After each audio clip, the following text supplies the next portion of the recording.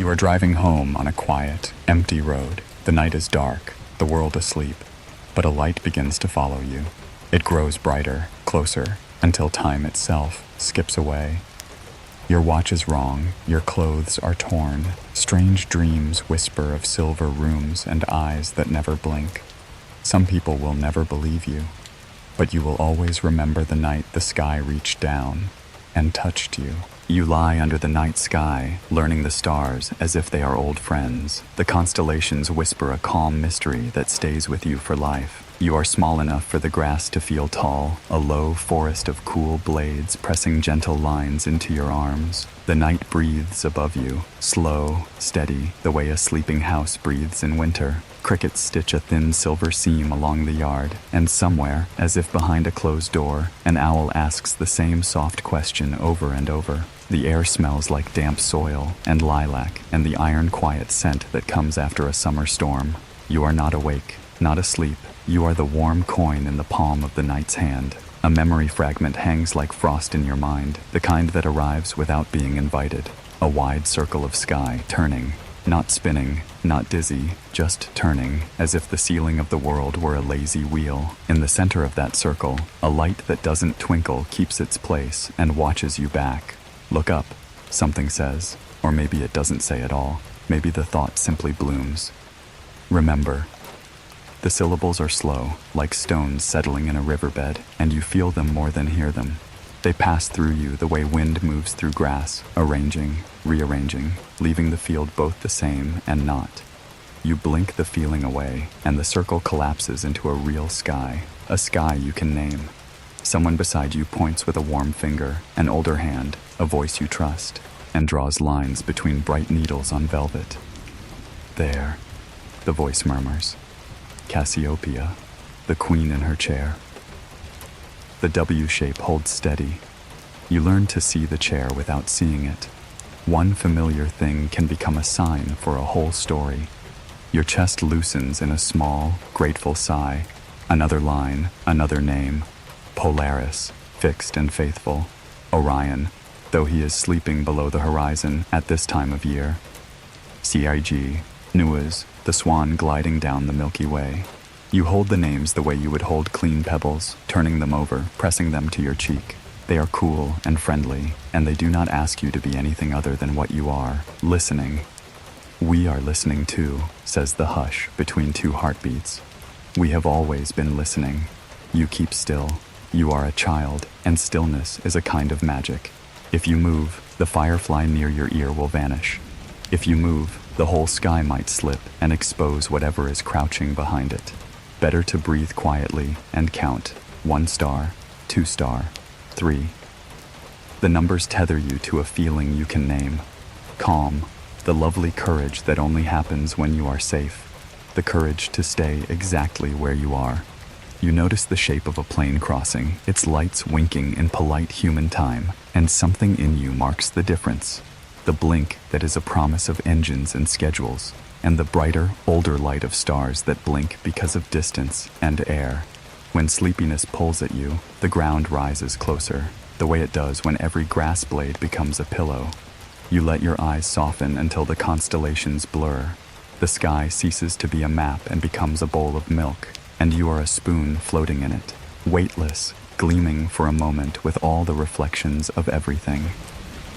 The trusted voice begins to tell you how sailors used Polaris to find home, and how the Greeks told stories to explain the shapes, and how stories can be a kind of compass when the world turns dark.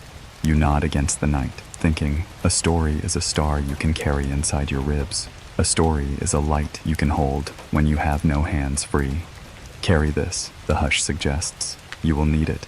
You do not know yet what it means to need a star. You only know the long, honeyed contentment of lying in a yard that smells like crushed clover and cool stone, while the sky hums with patience. In the kitchen behind you, a radio murmurs a song that your house knows by heart. The porch light throws a quiet cone on the steps, a little lighthouse that keeps the yard part of the map of home. The world is intact, the world is full, and still, beneath the fullness, there is a hollow shaped like a question. You test the shapes you have been given. You point and name and feel smart in the private way that children feel smart, the way leaves must feel when they turn toward the sun without asking why. Lyra, Aquila, scutum, small and shield-like. Their syllables are round and satisfying. They polish your tongue. You like the way sound can make a picture when you close your eyes. You like that a word can be both a thing and a path to the thing. Your mind wanders down one of those verbal paths into a small forest of thoughts. If the stars are old and far, are they tired? If you stand on the porch steps and raise your arms, can a star see how tall you want to be? Do the constellations ever look back and see their shapes in us? Do they say, "There, a child, a question, a small hope lying in the grass"? We see you, the hush promises. The way a shore sees the boat, long before the boat sees the shore. The owl asks its question again. The answer is not an answer, but a warmth across your shoulders where a blanket will be soon, and the small, grounding weight of a hand that smooths your hair and leaves you smelling faintly of soap. You imagine the owl is one of the sky's librarians, making its rounds and checking that all the stars are shelved in their proper places. It calls once more, and the crickets adjust, and somewhere a fox stitches itself across the edge of the yard, leaving. The grass parted like a zipper. You become aware, as a cat becomes aware of a moth, that the quiet isn't empty. There's a shape in it. Not a sound exactly, almost a scent. A flavor of stillness you will recognize later when you taste it again. You sit up to look, and the grass makes dark hinges around your elbows. For the briefest instant, you think you see that circle again. The big wheel of turning sky, the steady light in its center, not moving yet somehow moving. Your breath takes a gentle step back, and you don't call for anyone because you are not afraid exactly. You are curious in the way you feel when you press your ear to a seashell. The ocean is not in there, of course, and yet, the sound might be the ocean wearing a smaller face. The porch door opens. A warmer slice of the house pours out. The trusted voice says it's time. Inside, there will be a glass of water sweating on the counter, and the cool path of linoleum under your bare feet, and the firm, factual weight of a bedtime story that ends where it starts and knows the way to itself. You take one more look at the sky and pocket every star you can see. You do not know this yet, but you are learning a habit that will outgrow the yard and the season, the habit of gathering light. As you stand, the firefly near your ear ticks its lantern on and off. It paints a tiny path through the air, a personal constellation, a nomination for future wonder. You follow it in your eyes and then let it go. The night closes the way a book closes when the reader's yawn makes the last pages flutter shut. We will keep your place, the hush says. When you return, the story will remember you. Years stack themselves like careful stones, and you climb them. The yard becomes smaller and smaller behind you until it is the small green square you see when the car passes your old street and you don't know why your chest is briefly tight. You learn other names for the sky: temperature, pressure, the mathematics of seasons. You learn how light slips and bends, how a far-off star can be a letter mailed before your grandparents were born and only now arriving in your mailbox. You grow into legs that carry you past midnight and eyes that learn to rest when the dark wants you to stare. You never lose the habit of looking up, and when you do, you feel the same letter arriving. Look up. Remember, the night has a way of opening like a door with its hinges oiled, and you step through. One orange street lamp at a time, one backyard at a time, one stargazer's guide at a time, into the old country where the air tastes like nothing and everything. On a mountain ridge one fall, you lie again in grass, now shorter, brittle with the season. The Milky Way is dense and milky indeed, as honest as its name, draped from one horizon to the other, cloth hung to dry on the line of the world. The friends around you murmur in the well-behaved voice of late-night campers. You soak in a stillness that is layered like a cake. The stillness of distance, the stillness of cold, the stillness of being small and being okay with smallness. A meteor writes its hurried name and erases itself. You feel the brief, polite sadness of something beautiful, leaving no proof of itself behind. We prefer it that way, the hush confides. We live best where proof is a feeling that fits in a closed hand. In winter, you walk out to the edge of town where the snow has chewed the sound out of everything, and Orion stands with his belt set like 3 pins, clear enough to pluck. Your breath writes you into the air and fades, and for a moment you think how wonderful it is that humans decided a hunter would live there.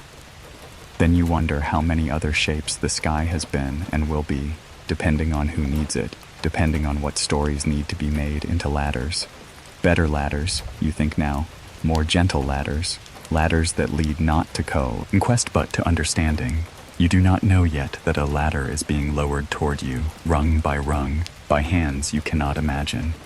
When you are ready, says the hush, step in. In spring, rain frees a smell from the earth that makes you forgive everything. The ground is soft.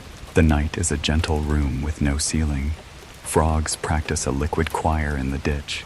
You sit on the back steps and watch a cloud pull its shawl over the moon.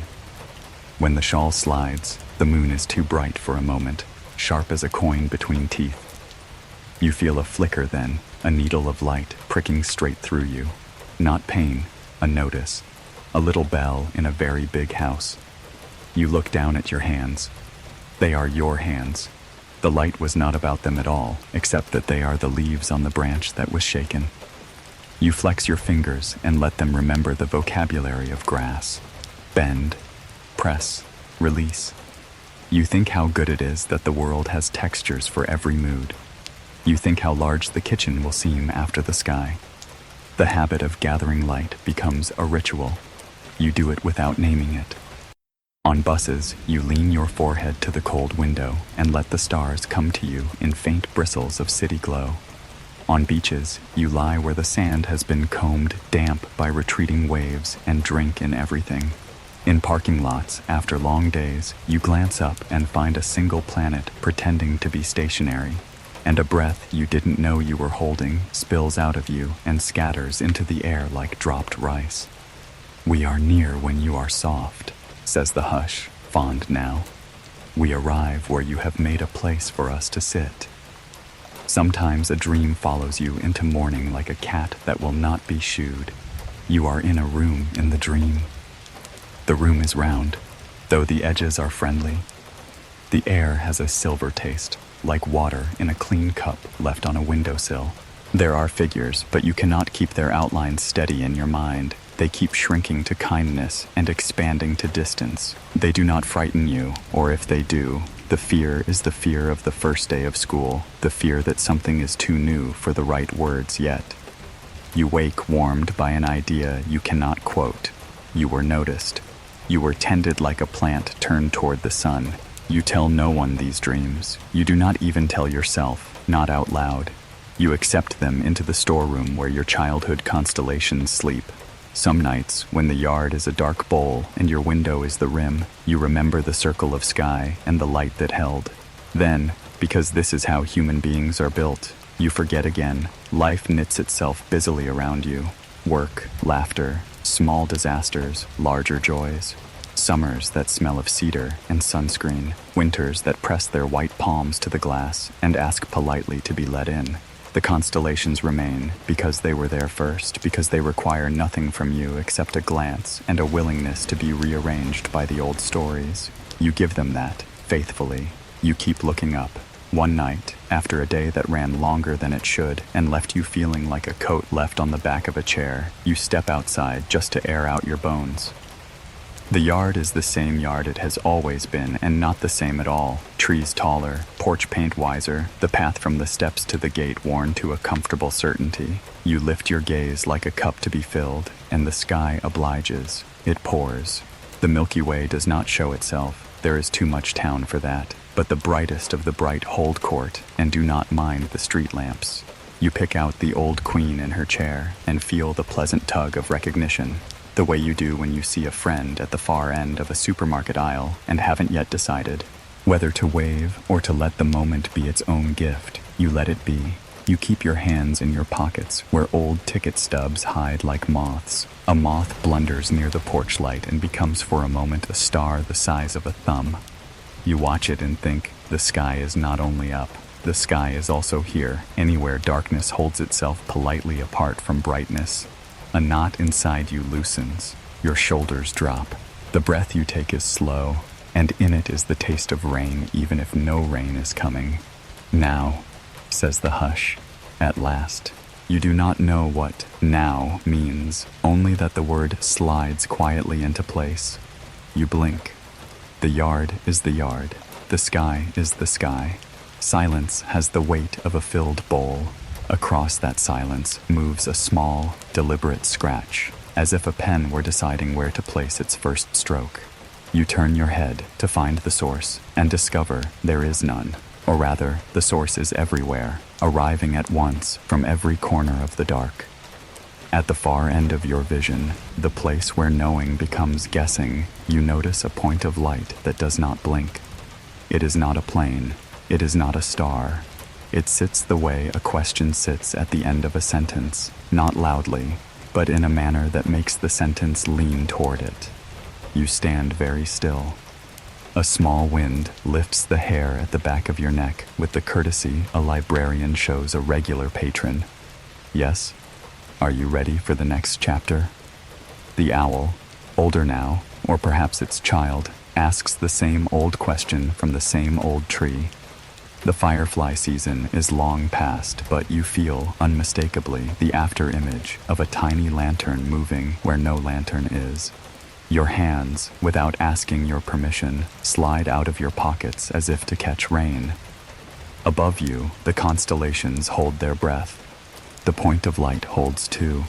You find yourself thinking of the circle, the turning, the steady center. Not the whole dream, just the flavor of it. The way a single spice can call out the memory of a whole meal. Something leans closer from the other side of the sky, the way a face leans closer to a window to see what's inside a lighted room. We remember you, the hush says. Do you remember us? You do not answer with words.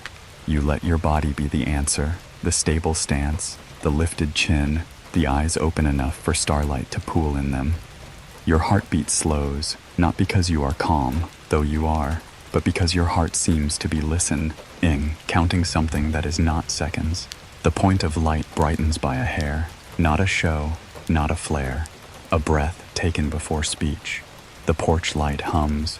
The owl goes quiet. The air between the constellations feels suddenly like a page waiting for ink, and you, remembering every star you have ever pocketed, feel a door you did not know you were building begin to swing inward on silent hinges. You step closer to the threshold, and the light, from very far and very near, makes the simplest promise a light can make. I am here. The night gathers itself, poised, as if to turn the page. You grow, you work, and you fall in love. Together, you and your partner build a life under the same vast heavens, bound by the quiet pull of the stars. The memory arrives as a hush before rain, a bench at a train platform that you don't remember visiting, lamplight cupped like warm honey above your head, and a stranger's face turned toward you as if called by your name. A wind moves through, and every poster along the track ripples at once, as if the air itself were a single, slow-breathing animal. In the window of the idling train you glimpse your reflection, and next to you a second reflection, both your faces doubled and drifting, threaded together by the glass. For a heartbeat, you cannot tell which of you is more real, the living bodies under the lamps, or the pale quiet selves in the pane. Then a voice, not heard but felt, slides across the moment. 2 lines, 1 sky, continue. You open your eyes into morning. Steam lifts from your cup. The city is waking in its measured ways. Shutter rattles, a bicycle bell, the brave tin-cold chirp of a bird rehearsing spring. You dress your day in the ordinary. Keys, wallet, lists, the soft superstition of the lucky pen. You step outside and the air smells like metal and bread. A truck heaves past, leaving a private weather behind it.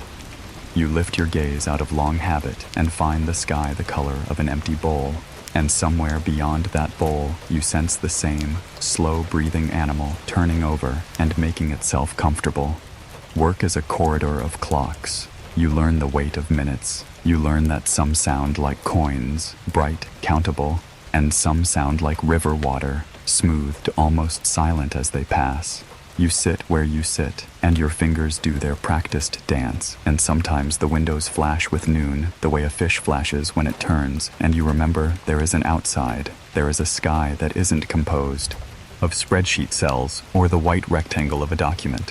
When night comes, you are a house with warm windows, lit, contained, promising rest to anyone who passes. You pour a simple dinner, you call it good. We like your quiet, the hush says, brushing the back of your neck when you aren't looking. We can find you in it.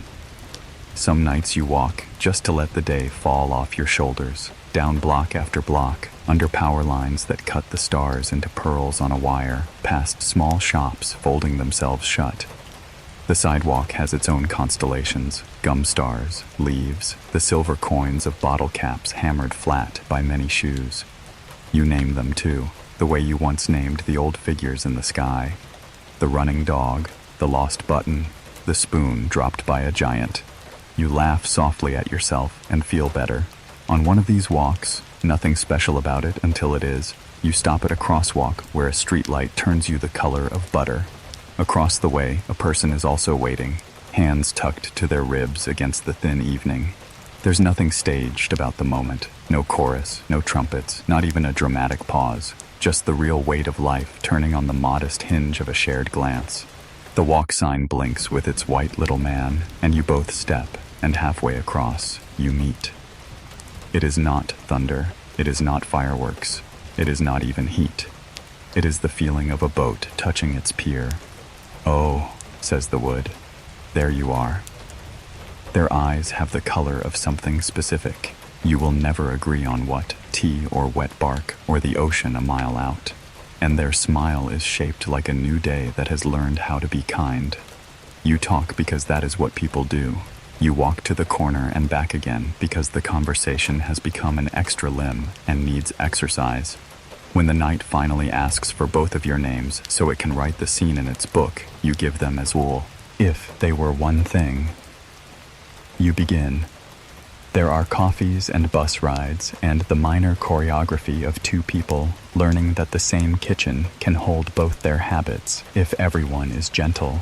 There is the first time you both notice you are walking at the same pace without deciding to, and the first time you both look up at the same star by accident. There is the way their laughter gathers your scattered pieces, and the way your listening is a kind of shelter they didn't know they needed. Your days continue like beads, and now there is a thread running through them. Nights belong to the roof. You carry up a blanket and a small thermos on evenings that are not too hot and not too cold, and pretend you are outside the city, in some dark meadow where night air has a clean taste. You count satellites and exchange the simple gossip of constellations, that Scorpius barely clears the roofs across the street, that Vega is running late, that the moon is nosy tonight. When clouds cross, you pretend they are slow ships and assign them names like Old Library and Sleeping Dragon, and that one time we went to the lake and didn't swim. You talk about far places and close plans. You talk about work until work shrinks to its proper size and sits on the blanket like a well-behaved cat. 2 lines, the hush repeats, like a teacher pleased with a student. 1 sky. When the city feels small, you leave it. You take roads the color of sugared tea, and pass towns that were born tired and never woke up, and fields that look like musicians tuning in the same key. Your hands on the wheel make a small altar of competence. Their hand on your knee turns the altar into a chapel. Mile markers wink by like zeros in a long number. You fall into the particular trance of long driving, the kind where thought loosens and swells, where the radio speaks not songs but weather, where the line between awake and dreaming thins until you could step over it without noticing. Somewhere after the state line, the night pulls on its deep coat. The sky empties of milk glow and fills with pinholes. 1,000,000 tiny permissions. Trees close in and then open out again like the ribs of a sleeping animal. A smell of pine joins you in the car, polite and confident, the way an old friend gets in without knocking. You roll your shoulders, not with fatigue, but with the need to let something pass through you. Beside you, their head leans against the seat, eyes forward, hands calm. You feel the little gears that keep a human's day running begin to slow. Something else spins up. It is easy, at first, to call the light a plane. It has the right neatness for a plane, the brisk purpose, the precise glide. It is not dramatic. It does not dare you to notice. It simply exists where no light should be, and exists there beautifully, a pearl borrowed from a larger necklace. You lose it in a dip, find it again, and decide it's probably nothing. You mention it, light as a joke. They nod, but you can feel the question in the nod, the same question that lives in your throat and tastes faintly of copper. We are perpendicular to your path, the hush murmurs, and you do not know what that means, so your mind folds the thought like a napkin and sets it aside. You keep driving. The radio has become a seam of static stitched with islands of half songs, half news. You land for a verse somewhere, and then lift, drift, land again. The road unspools like a long sentence with no commas. The light returns, left this time, then right, then ahead again. You cannot call it a star. Its patience is too deliberate for that. You cannot call it a helicopter. It lacks the anxious insect pulse. You call it odd. The car answers by humming in agreement. Later, there will be names. There will be appointments and notepads and careful voices, and you will say odd again and again, and the word will be too small and too neat for what lives under it. For now, you and the person you love sit inside the moving bell of your here, lights, and the light outside the bell sits inside your mind, ringing without sound. You stop for coffee at a place so awake it seems to make its own electricity. The door chimes with a sound like a spoon in a glass. The counter smells of sugar and fryers and the bravery of 1 a.m. The person at the register has kind eyes and an exhausted smile that tells you all the stories you will never hear. You hold the white paper cup that will always taste like all cups you have ever held. The two of you sit in a booth and speak at half volume, as if the night itself were sleeping in the next room and you were trying not to wake it. You do not speak of lights. You speak of road and distance and what the shape of the morning will be. You both carry, without naming it, the feeling that something has arrived and is waiting politely in the parking lot. When you step back out, the cold nips at your nose with a grandmother's efficiency. The stars over the lot are clear enough to count by fives. Somewhere deeper than the stars, you feel a turning, not dizzy but insistent, the way a safe knob clicks when the numbers line up. You get in. The engine's rumble is familiar in your bones. The thermos is warm between your knees. The road invites, as roads do. We will stay near, the hush assures, not threatening, simply true. We like to walk beside. And now the story folds in around the two of you, not as a trap, but as a cloak. You do not speed. You do not brake. You become so gentle with the machine that your elbows disappear into the act of driving, and the wheel is just your hand's idea of what roundness is. Beside you, they close their eyes and open them again. Their hand comes to rest on your forearm. The car becomes a small room with moving curtains. The forest presses its cool face to the windows. Somewhere, far off, an animal shouts once and then thinks better of it. You see the light again when the trees thin. You feel, more than see, the light when they thicken. Oh, ends. When the road bends in a way you did not plan for, the light seems to choose the bend before you do, as if it were reading ahead and finding the next line sweet. Your heart does not accelerate. If anything, it paces itself, careful and attentive, the way it does when you are about to recognize something long beloved in a new place. The first whisper comes then, framed by the soft scuff of tires and the radio's distant shore of sound. Passenger, pilot, path. The words arrive like moths, small, pale, not eager to prove themselves. You do not jump. You do not answer. You let them settle and fold their powdery wings.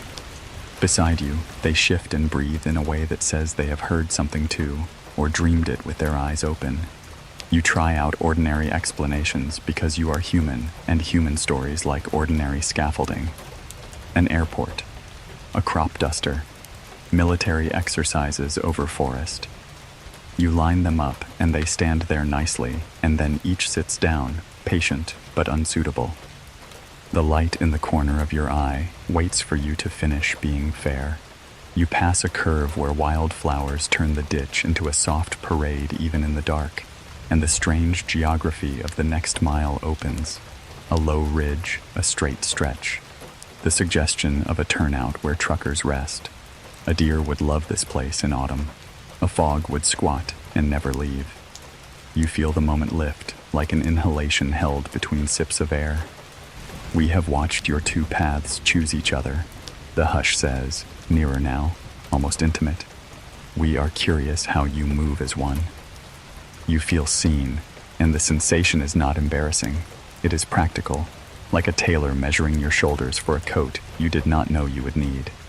The light makes a small adjustment, and for 3 quiet seconds, you could swear the dashboard softens. Just a touch, the glow less greedy, the clock face a little drunk. You blink. The world returns to itself with a fond pat on the arm. You say nothing.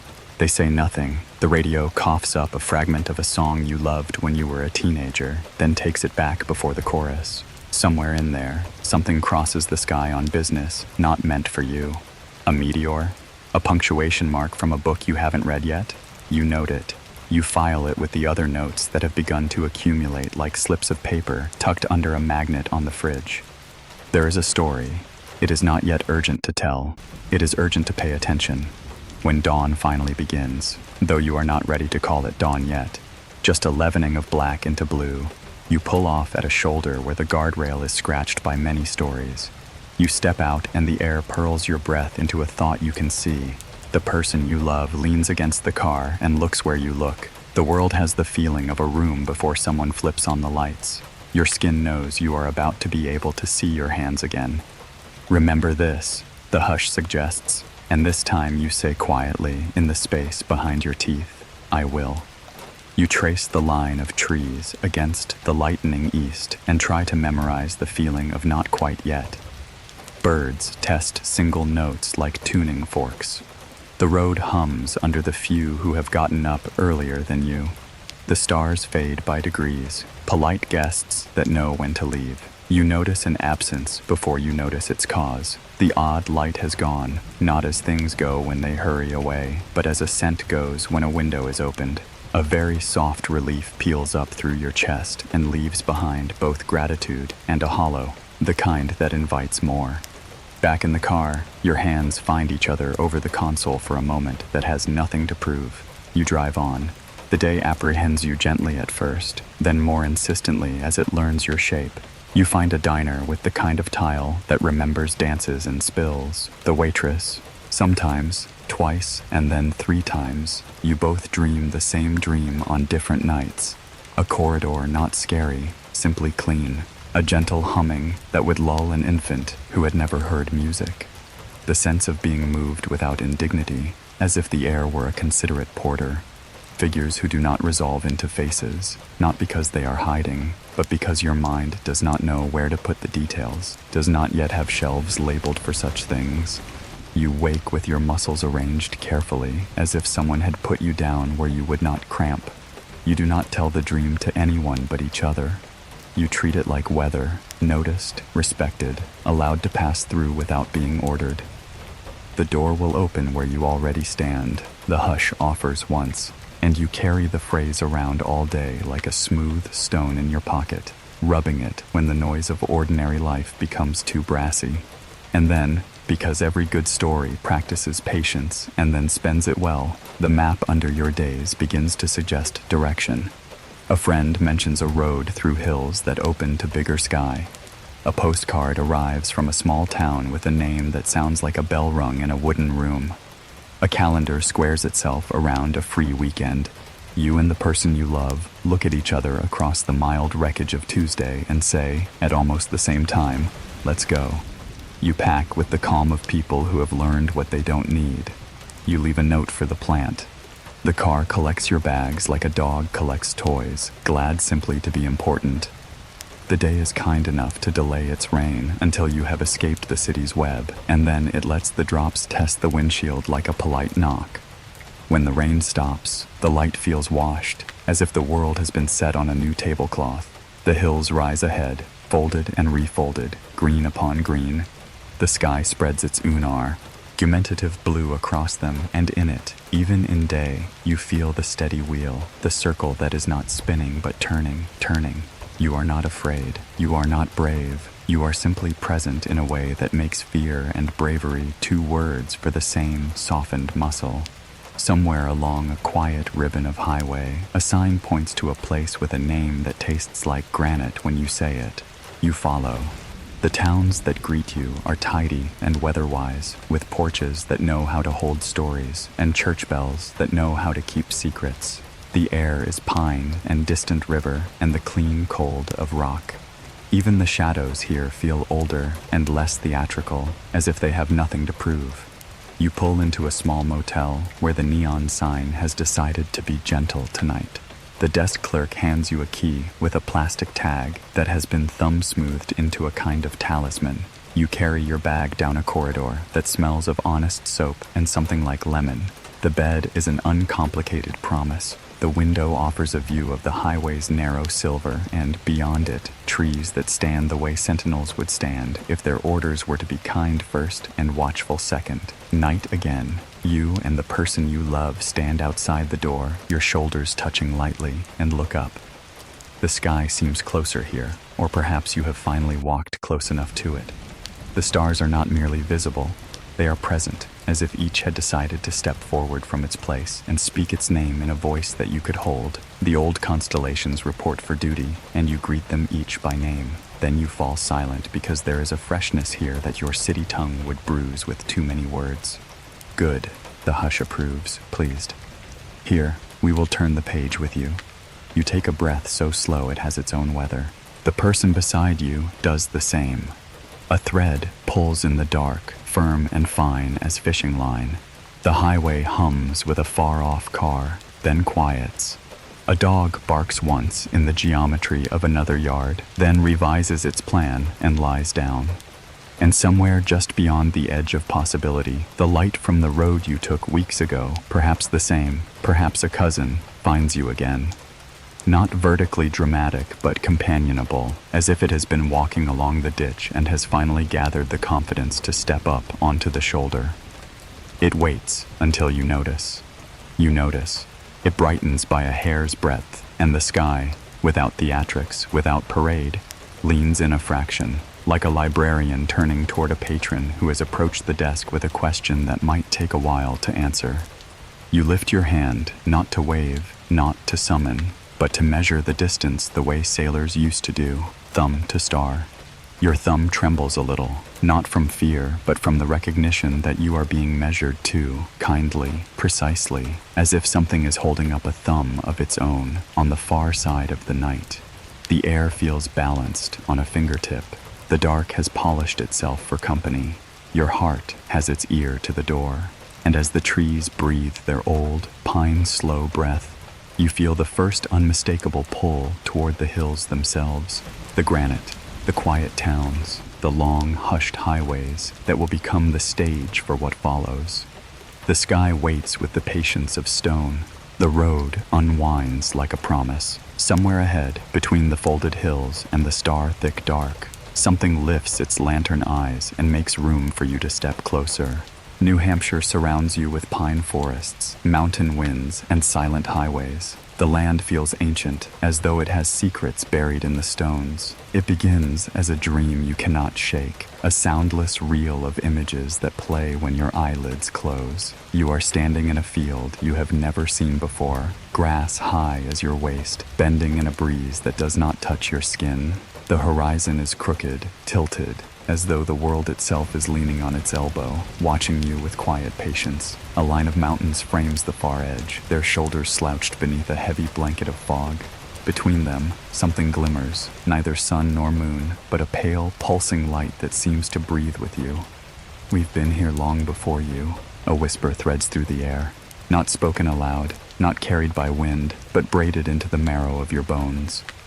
We remember what the stones remember. You blink, and the dream dissolves into waking, but the echo stays. Even in the day, even as you walk streets or sit behind desks, you hear it faintly. The granite state waits, older than your questions, and you are already on your way back to it. You drive north, where the land begins to fold into ridges and valleys. The road winds like a ribbon carelessly dropped by the hand of the earth itself. Pines press close on either side, their dark needles sighing in unison when the wind moves through. Every so often, the trees part, revealing glimpses of mountains rising in the distance, blue-gray and solemn, as if they've been tasked with guarding secrets no one else should hold. The air here feels different, thinner, quieter. You breathe it in and it carries the taste of stone and resin, the faint sharpness of streams slicing through granite beds. You roll down your window and the forest pours in, not just scent, but presence. It feels as though the trees are leaning down to exams on you, curious, cautious, whispering among themselves. It is awake now, the hush murmurs from somewhere unseen. It knows you have come back. Nights in New Hampshire are heavier. When the sun slips behind the peaks, the dark does not fall gently. It presses down like a quilt stitched from centuries. The stars sharpen, etched brighter against the void, as though the atmosphere itself has thinned to let you see what normally stays hidden. The Milky Way paints itself in silver dust across the heavens, clearer than you have ever seen it in the city. You stand outside your room in a roadside inn, gravel crunching underfoot, and lift your head to the spread of constellations. They do not feel distant anymore. They feel close enough to hear, like neighbors who know the sound of your footsteps. Polaris hangs steady, the patient lantern. Cassiopeia reclines, her throne tilted toward you. And below them, hovering just above the ridgeline, a star, or something pretending to be a star, waits without blinking. The mountains do not move, yet you feel a shift, as though their long sleep is stirring. A breeze sweeps across the valley, bringing with it a hush that settles deeper than silence. You close your eyes, and for a fleeting moment you hear it, a low resonance, the kind of sound you don't hear with your ears, but with the soft, hidden parts of your body. It hums through your ribs, rattles faintly in your teeth, and fades before you can decide if it was real. Daytime in the granite state holds its own quiet strangeness. You wander through towns where clapboard houses lean slightly from years of winter snow, their porches sagging under the weight of stories unspoken. Church bells toll at odd hours, echoing through valleys like signals meant for someone else. In diners, locals nod politely, but their eyes slide away as though they've agreed, without ever saying so, not to speak of certain things. You drive deeper into the countryside, where barns crumble into the earth and stone walls stitch the fields like the seams of an old garment. The walls go on and on, through woods and over hills, as though the builders were not farmers but cartographers of something unseen. They map the land, yes, but perhaps they map something older, something humming beneath the surface. At night, you lie awake in a room that smells faintly of cedar. Sleep comes late. When it finally arrives, it comes as fragments, the sweep of headlights across your ceiling that do not belong to any car, the image of pale figures standing in tree lines, their outlines blurred by distance or by memory. You try to move in the dream, but your body is heavy, pinned beneath a weight that feels not cruel but deliberate, like a hand keeping you from stepping too soon through a door. Not yet, the whisper says. The lullaby is not finished. One evening, you and your love take a drive through the back roads. The sun sets early behind the mountains, dragging shadows like long scarves across the valleys. The car climbs slowly, engine laboring, until you crest a ridge and see it all spread before you. Endless trees, rolling hills, rivers silvered by twilight. The view should comfort you, but instead it leaves you unsettled. The land feels alive, not just alive, but aware. The headlights carve a narrow path forward. Everything beyond them belongs to the dark. A flash catches your eye, a reflection, a gleam, off to the side of the road. You slow, but when you look again, it is gone. Your partner shifts beside you, uneasy but silent. The road dips into a hollow, and suddenly the radio stutters. Static gnaws at the song, chewing it into broken syllables. Then, through the static, a voice emerges. Not the announcer, not the singer, but something else entirely. Do you remember us? You grip the wheel tighter, your breath ath fogs the windshield, even though the heater hums. The voice fades as quickly as it came, swallowed back into the noise. The song returns, pretending nothing has happened. But your heart knows otherwise. Granite has memory. You feel it each time your tires rumble over bedrock roads, each time you pass quarries where cliffs shine with wounds older than industry. The stone has held glaciers, storms, centuries of footsteps, and perhaps, just perhaps, it has held other things too. Visitors whose weight does not mark soil, but still presses on the world in ways you cannot see. At night, the stone sings, not loudly, not musically, but in the subsonic thrum of the land itself. You lie in bed and feel it in your spine, the steady rhythm, the lullaby of a state named for what cannot be broken. It cradles you, but not gently, the way a parent cradles a restless child until sleep overtakes them, no matter how much they fight. You wonder if this is what the whispers meant.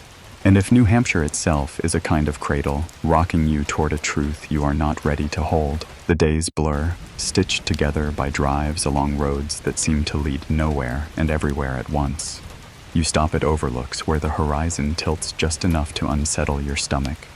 You notice how often you feel watched, not by people, but by the land itself. The tree lines, the mountains, the rivers.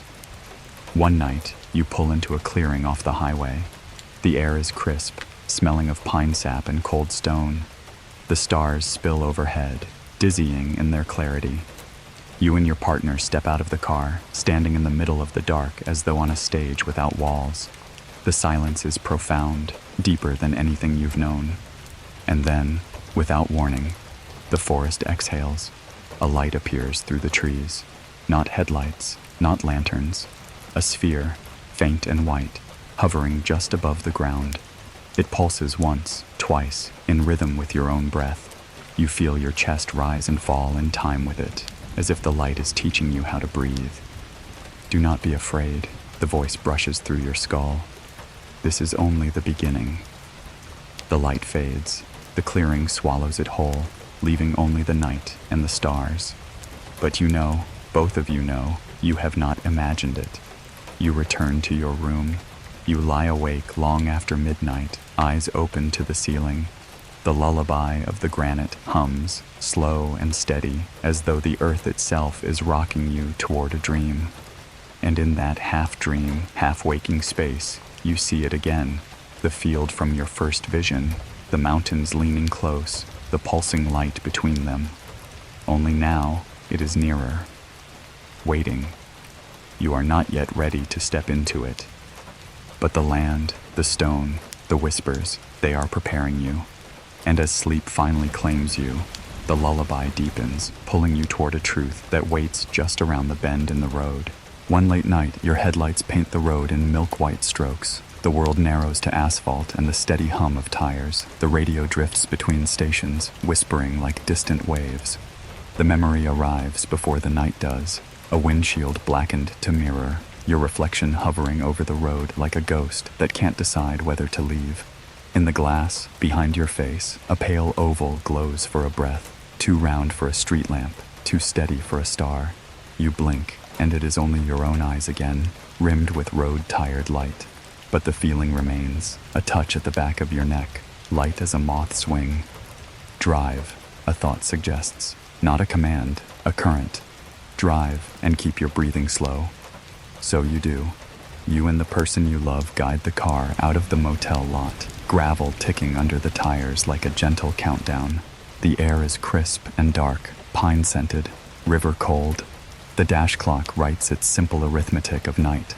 The road receives you. It is late enough that the world has agreed to whisper. Even the engine seems to keep its voice down. Your headlights stretch and peel the dark, making a tunnel where the car exists and the rest of the world waits beyond. The line down the center of the asphalt is a ribbon dipped in milk, unwinding as you go. Far above, the heavens are undertowns of light. Orion doing his endless, patient work. The Pleiades clustered like careful thoughts. A winter planet, fat and bright, pretending to be a star. You taste the metallic cool of high places in your mouth. The granite state rides beside you, silent and old, its shoulders rolling into black hills. Beside you, their hand rests on your thigh, fingers curled like a promise of morning. The radio can't commit to a station, one song frosting into another, then into news, then into something that could be an interview or could be a sermon. Between them, the wide sea and of static breathes. You don't mind. The tide noise is soothing, like sleeping near a big river. "We will speak when the room is ready," says the hush you've learned to hear with your bones. For now, listen to the door handle, the wind. You listen. The car is its own small house. The heater hums a lullaby. The vents sigh. The tires muffle themselves across old tar and new. It is not a lonely sound, only singular. Two people, one machine, moving through the stitched hem of forest and field. The distance between towns here feels elastic. Houses appear as quick parables, porch light, bare maple, mailbox with a patient flag, and then the road swallows them whole. Your eyes find the road's easy rhythm. Your breath matches it. Every few miles the forest thins and a marsh opens like a held breath, black water reflecting a piece of sky. The night smells different over water, iron and fern and something herbal and clean, as if a tea has been steeped somewhere under the cattails. You reach a long grade where the world seems to tilt. Ahead, the uphill stretches like a question too polite to insist on an answer. You press the pedal, feel the engine lean into its work. That's when you see it. A point of brightness above the tree line, white and patient. Not a plane. It lacks the wink and the trajectory. Not a star. Its edges feel close, as if the air around it knows it's there. It isn't dramatic. It simply exists, the way a fact exists before anyone writes it down. You mention it in a tone that belongs to trivia, as if naming it lightly could keep it light. "We've got a... something." They lift their eyes, then nod, slow. You don't need words. You keep your steady lines on the wheel. The point holds. Then it moves. Just a thumb's width, like a breath taken. The movement is wrong for anything you know. It doesn't cross the sky. It repositions like a thought in a careful mind. You reach the hill's crest. The road slides into a valley. Trees crowd close, and the light is gone where the canopy knits. The radio catches half a chorus you loved as a teenager. You both smile at the same remembered sadness and let it go.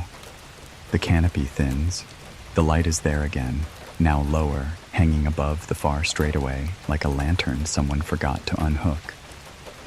There's a second brightness to it, a pale halo that feels almost wet, as if the air around it had been polished. You expect your heart to sprint. Instead, it pronounces each beat like a metronome, too slow to be panic, too attentive to be calm. Two travelers, one line, whispers the not-quite voice. Do not hurry the page. You don't. If anything, your foot lets the speed bleed down a needle's hair. The car's cabin deepens into hush. The instrument panel takes on an underwater softness, greens and whites blurred at the edges, as though the night is gently smudging all the hard corners. The road narrows to absolute present tense. You are exactly where your headlights put you, no more and no less, and beyond them, the forest reserves its right to be unknowable. It happens small at first. The static between stations stops being entirely random. You hear shapes in it, patterns that could be imagination or math. Syllables almost form, like lips behind glass. The heater clicks. The light holds its place. A line of frost begins tracing itself along the bottom edge of the windshield, then hesitates, then stops, as though reconsidering the etiquette of appearing. You pass a turnout where the snowplows turn when winters are bad. A wooden sign points to a lake with an Indian name that tastes like stone. Your headlights catch. The sign just long enough to read the first and last letters and invent the middle. The light outside your car shifts again, this time toward the center of the road, then away, then forward, then backward, as if testing the geometry of your attention. You let the wheel be steady. The old habit returns. You count, not numbers, breaths. In for 5, hold for 2, out for 6. Your chest obeys like a well-trained animal. Beside you, their fingers tighten a fraction on your leg, then loosen, then trace a small circle that says, "I'm here." A low hill rises like a question mark. On its far side, the view opens, field on your right, young pines on your left, and ahead, the long black ribbon floating flat to where the dark swallows it. The point of light waits at the horizon line, neither above nor below, exactly where your eyes want to rest. For 3 seconds, count them, you do. It grows, and in that growth, there is no approach, no zoom, only more. More presence, more certainty, more of whatever makes a thing itself in your mind. Then the radio stops, not fades, stops. The world clicks to mute so cleanly you think you have gone deaf. The tires still hum, the engine still thrums, but every other sound ducks behind a curtain. Good, the hush approves. Now the room is ready. Your headlights dim a shade, not failing, only politely lowering their voice. The point of light answers by lowering too, choosing an altitude that makes your windshield its frame. It is close enough that you sense volume, but too clean to show edges. The white is not hospital white. It is winter moon white, full of blue. The halo around it breathes. With every inhale you take, the halo brightens. With every exhale, it softens. The synchronization is not perfect, but suggestive, the way two people unconsciously match footsteps. A tone slips into the car. It's barely a tone, more a pressure, like the soft pop in your ears on a slow elevator. The tone is round, it doesn't drill, it settles. It seems to say, not as words. There is a way to feel this without fear. Try that way first. Your body obeys easier than your mind. Your shoulders drop. Your jaw unclenches. Your hands stay on the wheel but forget to grip.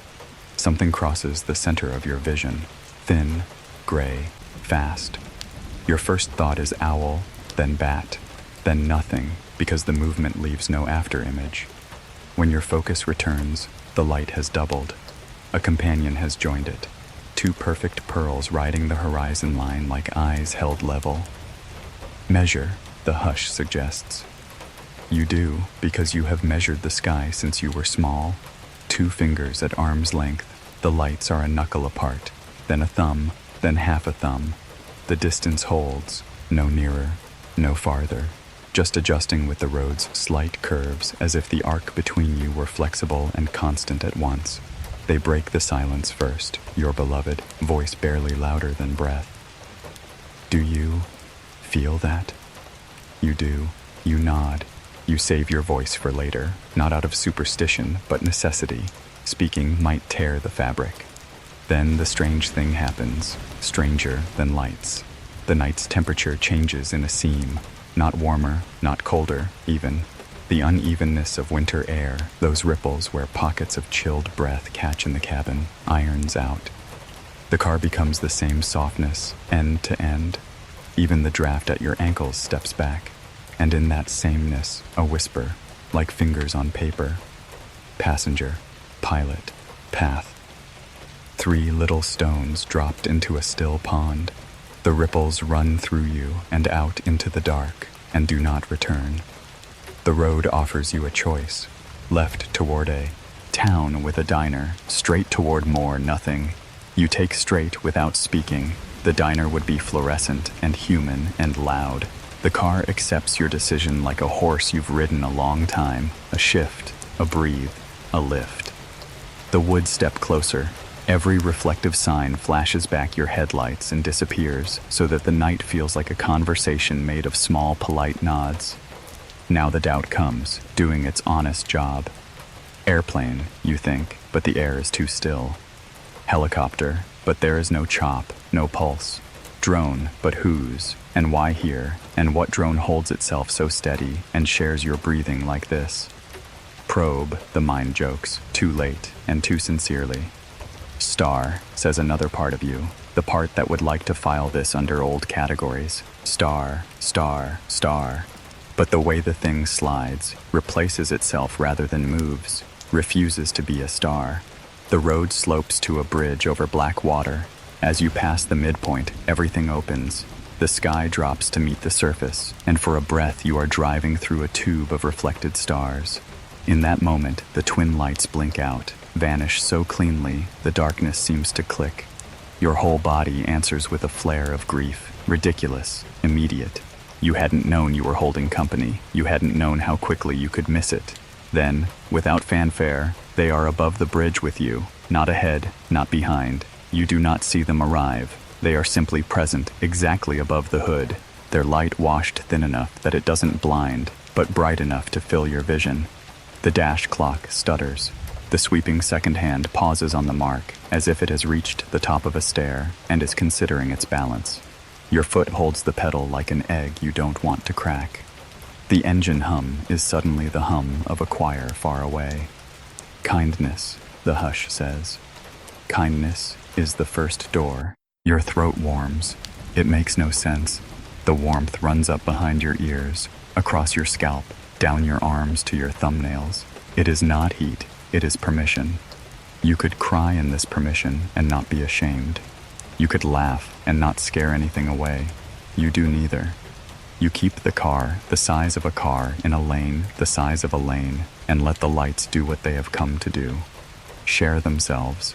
The bridge ends, the road rises into a long pine-walled chute. The lights go high again, just enough to stay framed in the windshield's top edge. You pass a sign for a campground, its gates chained till spring. In your peripheral vision, something paces the tree line. Not an animal, not a person. A dark softness among darker soft, as if an absence of light briefly took an interest in walking. When you try to look directly, it resolves into nothing with expert ease. Far off, a radio tower winks its mortal wink. Earth tech, comforting, small. The lights do not answer the tower. They are uninterested in being compared. They appear to you like a thought arriving and then choosing not to leave. Then the night makes a small decision for you. Fog. It lifts off the river and slides onto the road in sheets that shine under your beams. Everything becomes proximate. White posts, waxed center lines, the sudden, surprising geometry of the world reduced to a field of 20 yards. The lights above you do not recede in fog. If anything, they knit the mist to themselves, a pearl stitching a cloud. The halo around each broadens until the two halos overlap, not quite merging, but sharing an edge like two soap bubbles do when they admit they occupy the same room. Passenger, the not voice repeats. Pilot, a new word arrives and refuses to be translated. It sits in your mind like a stone in a stream. You sense it as shape, not sound. The shape means both. It means together. The heat. Your fans work to keep the windshield awake. A fine frost grows and shrinks and grows again at the glass margins in a slow, tidal rhythm. You adjust the defrost. You adjust your hands. The car's clock flickers and resumes, now 2 minutes ahead, now 2 back, as if unsure which world's time it owes allegiance to. The road offers another turnout. This one is only dirt and a patch of flat, enough ground for a trucker who's found fatigue's limit. You should pass. You don't. You feel your hands decide before your head does. The tires leave asphalt for crunch and sand. The car rocks to a halt with the gentleness of a boat nosing a dock. You turn the radio off, properly this time, as if closing a book before a prayer. The lights come closer, or the fog lets them. You open the window 1 inch. Cold nips your cheek. Pines breathe their evergreen breath over your face, and with it comes a smell that isn't pine, something like rain that has never touched dirt. Clean like that. Clean in a way that makes you aware of every borrowed smell inside the car. Fabric conditioner, old coffee, human, road. You do not step out. You don't need the stage a body makes in the night. You sit. You keep your breathing a lesson in patience. Beside you, the person you love mirrors you perfectly, both of you listening like children at a door that adults think is closed. There are no shapes to see. There are only the lights, the fog, the trees holding themselves like polite giants. But there is an impression, the way heat has a shimmer. The impression is of presence with knees bent, heads inclined, hands at their sides. Not one, not many, some. Small in the way a nurse can be small and still occupy a room. Patient. Intent. The groove in your fear, where panic might slide, has been filled with wool. You are alert, but not alarmed. If you stood, you would shake, but you are not standing. We prefer to arrive at inside, says the hush, and you understand that it means inside calm, inside breath, inside the kind of silence you can hold without injuring it. A filament of light unspools from the nearer orb, so narrow it seems less a beam than a hint of a beam. It does not touch you. It rests on the hood of the car, soft as dust. The paint takes it in, blushes pale, then returns to its usual dignity. The filament moves along the edge of the windshield and pausingly at the seam where glass meets dash. The radio antenna hums once, acknowledges, and goes back to being a rod of metal with a job. The filament lifts and curls back into its lamp as if rethreaded. You feel in your mouth the taste you remember from childhood before thunderstorms, the tin sweetness of ions. Your skin prickles not inward, outward, as if it has remembered it is the planet's surface too. You want to speak. You want to offer something ordinary and human, an introduction, a yes. But the words crouch and won't jump.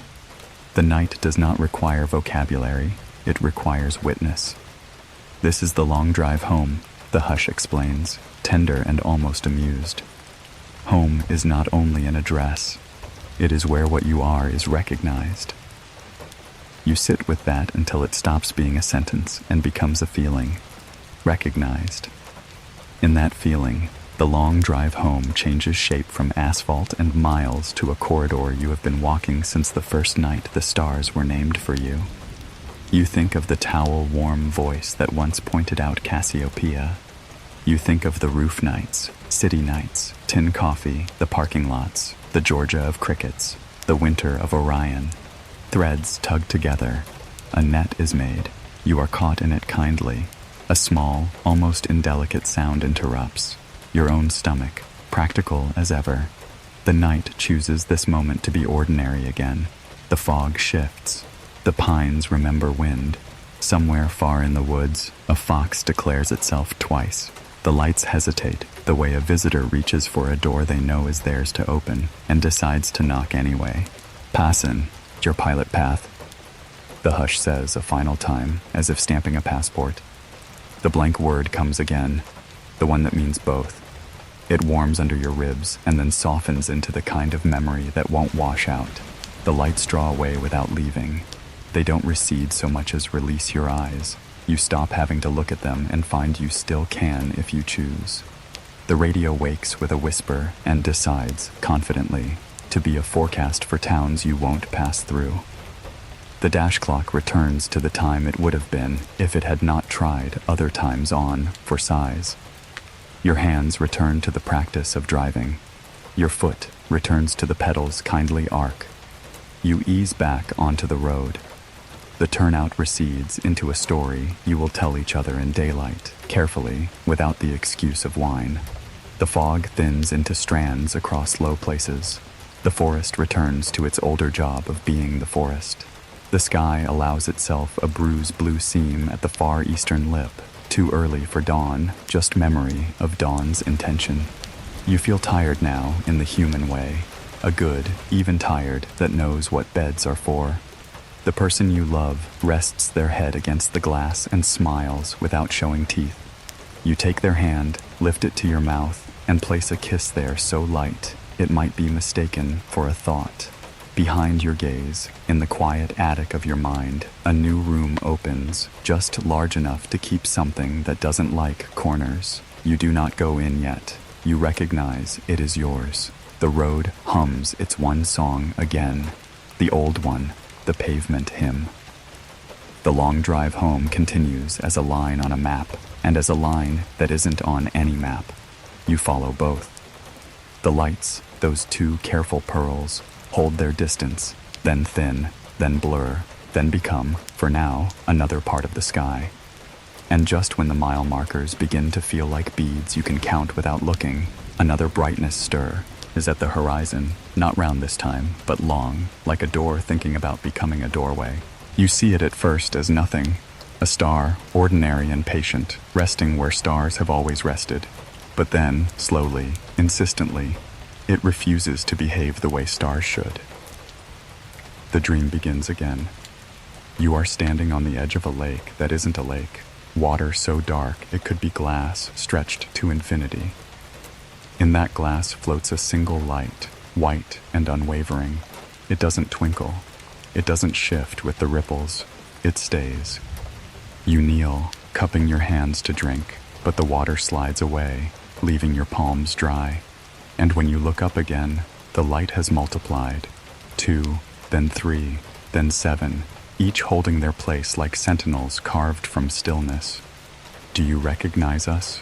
The question forms, not through sound, but through presence. Your chest tightens, not with fear, but with something older, like remembering a lullaby you can't place.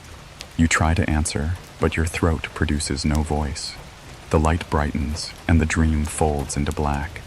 You wake inside the car, headlights combing the lonely road ahead. The dream lingers like condensation on a window, half evaporated, half refusing to leave. And outside, through the windshield, something gleams just above the horizon. A light, a star, a point of defiance in the night. A light that doesn't blink. The New Hampshire road stretches endlessly, asphalt black as ink, painted with lines that glow faint under your lamps. Pines lean on either side, their branches knitting together like cathedral beams. The sky above is velvet, pricked with constellations you learned long ago. Orion with his belt, Cassiopeia in her crooked throne, Vega high and sharp. Each of them twinkles, flickers, dances through the distortion of atmosphere. All but one. It hovers low, just above the tree line ahead. Its light is steady, too steady. It does not shimmer, it does not waver. It simply stares, bold and unashamed. You tell yourself T must be a plane. Your mind reaches for the old scaffolding, desperate for something familiar. But planes move. They carve their paths across the heavens. They flash, wink, signal their presence in red and green. This one does none of those things. It waits, as though it knows you are watching. Beside you, their hand rests on your knee. They have seen it too. They don't speak. They don't need to. It waits because you are awake. A voice, yours, not yours, breathes through your mind. We have waited longer. The car hums onward. Each mile marker feels like a metronome, ticking off the rhythm of inevitability. The light remains ahead, never closer, never farther, always exactly where your eyes want to rest. You pass through small towns where houses crouch under dark eaves, their windows warm with domestic glow. Curtains twitch as if the night itself leans in to listen. Porch lights flicker, but none as steady as the one in the sky. Even here, among the living, the road bends towards something unseen. The radio, once full of static and drifting songs, sputters into silence. Then, softly, a whisper bleeds through. Not music, not talk, just fragments, distorted syllables caught between channels. Do not look away. The blink is not ours. The words slide in and out like waves, their meaning half swallowed, half clear. You exchange a glance with the person beside you. Their breath is shallow, their eyes wide but calm. You know they hear it too. The night grows heavier, pressing closer to the windshield. The trees blur into shadows, the hills into silhouettes. And always, that light, steady, patient, impossibly fixed. It is strange how the mind reacts. A part of you wants to rationalize. Perhaps it is a planet, Venus or Jupiter, burning brighter than usual. But planets drift. They obey the ancient wheels of orbit. This one does not. It hovers with intent. It waits with will. The other part of you, the deeper, quieter part, knows better. It does not argue. It does not panic. It simply accepts, with the weight of inevitability, that this is not something you can name with old words. The forest clears. The road spills into a wide, open valley, and there, unobstructed, the light sharpens into clarity. It isn't small, it isn't faint. It has edges now, a circular presence against the canvas of stars. A halo clings around it, pale blue, pulsing faintly as though breathing. You slow without meaning to. The wheel grows soft in your hands. The hum of the tires shifts into something lower, resonant, as if the very road is responding to the presence above it. Your partner leans forward, eyes locked on the light. Their voice is a whisper barely audible. It's following. And it is.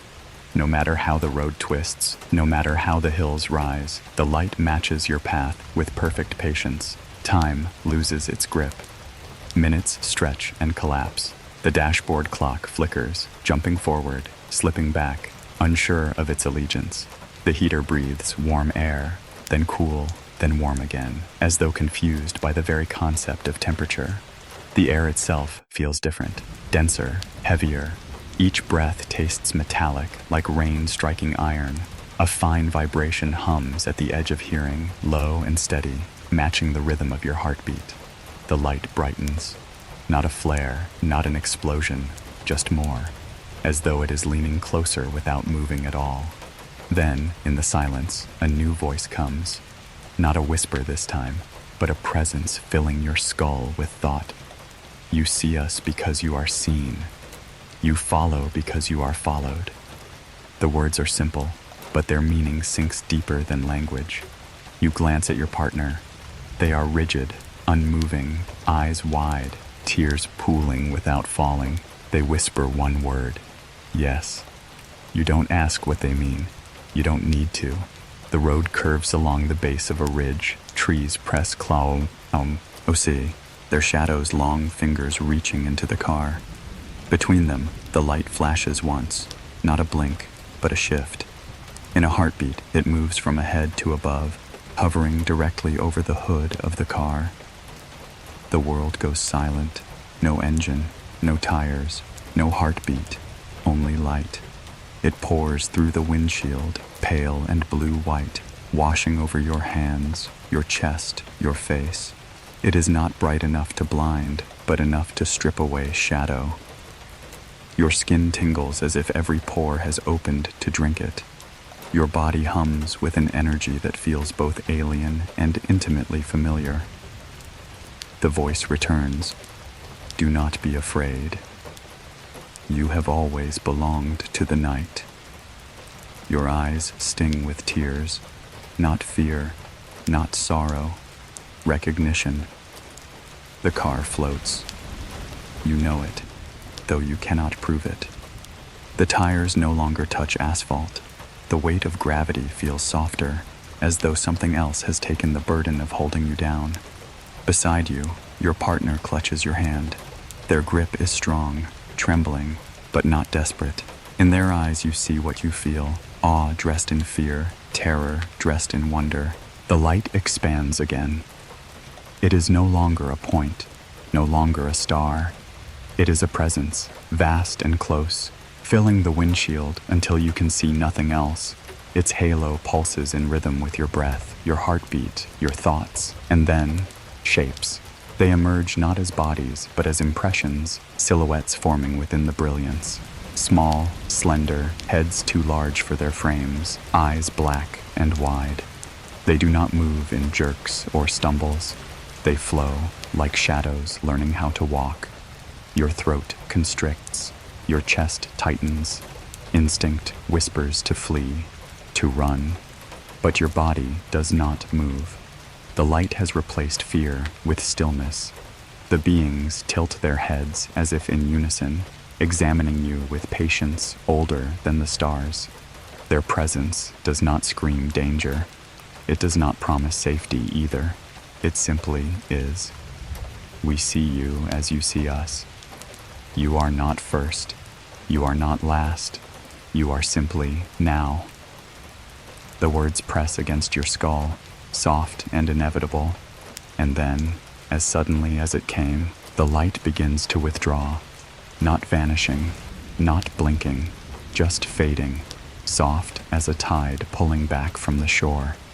The hum dissolves. The weight of gravity returns. The tires thump back against asphalt, gentle but firm. The heater resumes its low song. The dashboard clock ticks on, as though nothing has happened. The road stretches ahead, dark and ordinary once more. The stars twinkle again. Planes blink their red and green. The night remembers how to be the night. But the light, the one that didn't blink, is still there, far ahead, smaller now, but watching, always watching. You and your partner sit in silence. The car hums, the forest breathes, and in your bones, in the deepest marrow of your being, you know the truth. The night has chosen you, and as you follow the ribbon of highway deeper into the dark, you feel it again. The pull, the inevitability. The story is only beginning, and somewhere, just around the next bend, the light will wait for you once more. The light widens, bright as a quiet sun, and your heartbeat slows into a strange calm. You feel watched and somehow welcomed, as if someone is softly knocking at the edge of your mind. The dream comes before the memory, and the memory comes before the moment. You are lying in a field of tall grass, the kind that sways even when there is no wind. The stars overhead pulse not with flickers, but with breath, each light a chest, expanding and collapsing. One of them lowers, not fast, not falling, just bending closer, as if it has decided distance is an illusion. It brightens, and as it does, the entire sky tilts, the world folding toward its glow. Shadows stretch long, and your own shadow breaks in two, then three, then dissolves entirely. You feel yourself rising, not in body, but in awareness, pulled like a thread out of cloth. Then, click, your eyes open, and the field is gone. You are back in the car. The night road stretches ahead, and above it, the light hovers, larger than before, a pearl turning slowly on an unseen axis. The beam begins. It doesn't come all at once. It grows from the center, a circle of pale fire that widens across the dark, like ink spreading on water. At first it's soft, hesitant, as though testing its own strength, but then it brightens, widening until it spills across the treetops, over the hood, over your hands on the wheel. The beam doesn't blind you, it calms you. Its glow is steady, even, like the light inside a church at night when candles burn low and smoke curls lazy halos into the rafters. Every detail it touches seems to hum. Pine needles glisten as if polished. Frost along the guardrail gleams like powdered glass. The road itself shines with a sheen it should not have. Your chest loosens. Your breath deepens. It feels less like you are looking at light and more like the light is looking at you. Beside you, their hand tightens around yours. They are trembling. You can feel it in their fingers, but their face is oddly serene, as if they too are wrapped in the strange calm. And then the whisper comes. You are not lost. You are simply seen.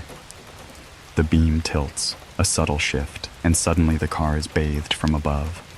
The headlights, once your guide, are reduced to weak candles under the wash of this other glow. The road disappears, swallowed by white. It feels like floating in fog, but clearer, sharper, as though every particle of air has been turned to glass. You ease off the accelerator. The engine hums softer, subdued, like a singer in the presence of a greater choir. The dashboard clock flickers again, numbers uncertain. Seconds stretch like taffy, elastic, untrustworthy. The beam turns slowly, deliberate as the movement of a great eye. It slides across the windshield, across your face, across the cabin. Every object it touches seems to lose its weight, its solidity. The coffee cup in the holder glows as if lit from within. The dashboard seems thinner, like tracing paper. Even your own hand on the wheel feels porous, as though light is leaking into your veins. And deep inside, beneath bone and blood, something answers. Do not fear the hollow, the whisper says. It is only space being made for what must enter. The beam narrows again, contracting to a shaft of brilliance that points directly at you. It feels like a finger, not accusatory, but intentional. A spotlight in an infinite theater. You cannot look away. Your eyes should water, should ache, but they don't. Instead, the longer you stare, the more you see within it. Shapes, shadows moving in the heart of the glow. Figures, small and precise, their outlines fluid as though light itself has sculpted them. Heads larger than human, eyes black and deep, bodies slender, limbs long. They shift without stepping, gliding like thoughts across a page. You hear nothing, but the silence has texture, like velvet pressed to your ears. Then, softly, a chorus of thoughts that are not yours. Observe, align, accept. The words repeat, overlapping, harmonizing, each echo carrying more weight than the last. The forest around you has vanished. The road, too. There is only light and the hum that fills your bones. You glance sideways, but your partner is gone. Not physically gone, but blurred, half submerged in the glow. Their face is lit from within, eyes glassy, lips parted in awe. Their body seems to hover in the seat, not quite attached to the world anymore. Your own body feels foreign, heavy in some places, light in others. Your chest is anchored, but your arms drift as though underwater. You raise your hand without meaning to, and the beam tilts in response, following the gesture, illuminating your palm as if greeting it. For a moment, an impossible moment, you feel another hand pressing back. Not flesh, not weight, but presence aligning with yours. Pilot. The word hums inside you, low and resonant. The beam shifts again, sweeping through the trees. For an instant, the forest reappears. Pines etched in sharp relief, every needle outlined in white fire. Shadows scatter like startled animals. And then, as the beam narrows, the world collapses back into glow. Your sense of motion changes. The car no longer feels like it moves forward. It feels like the road itself is unspooling beneath you, pulled toward the light, like film feeding into a projector. Time is a reel, and the beam is choosing which frames to reveal. You see flashes, not hallucinations, not dreams, memories not your own. Hands unlike yours, long and fine, touching panels of light. A sky that bends inward, folding like fabric. A planet's surface, barren and red, carved with channels that shine faintly in the dark. And faces not human, not cruel, but impossibly calm. Their black eyes reflecting galaxies you've never seen. The images dissolve, leaving you with a feeling that is both alien and heartbreakingly familiar. Home, but not here. The beam contracts once more, sharpening into a thread that touches the hood of your car. The metal hums, vibrating softly. The windshield pulses with faint concentric circles, like ripples on a pond. Your seat warms beneath you, not from heat, but from energy, like sitting on a current. You want to speak, to ask, to demand, but your throat is locked, your tongue heavy. Words belong to the wrong world. The whisper returns, gentle as a lullaby. We show you now what you will not remember later, but the body remembers, the blood remembers. The road will bring it back when it is time. You close your eyes. Behind them, the light is even brighter. It burns into your mind, leaving after images that drift like constellations, circles, lines, patterns that look like maps but feel like songs. And through it all, the chorus repeats. Observe, align, accept. The beam narrows to a pinpoint, then dissolves entirely. The night rushes back in, sudden and cold. The forest is dark again. The road stretches ordinary and endless. The headlights reclaim their throne. The radio stutters alive with half a country song. The dashboard clock declares a time that cannot be right, an hour later than it should be. You glance at your partner. They are slumped against the seat, eyes glassy, breathing slow. Their lips move faintly, mouthing words you cannot hear. And above, the light drifts away, not gone, not vanquished, just waiting, farther down the road. The car hums forward. Your hands are still tingling. Your chest still hums with the echo of words not spoken aloud. The night has resumed its silence, but beneath it lies another silence, deeper, more deliberate, like a door waiting to be knocked upon again. You do not know whether you are afraid. You only know you are changed. And as the next curve of road swallows you, the trees lean closer, the dar nest thickens, and you feel it again.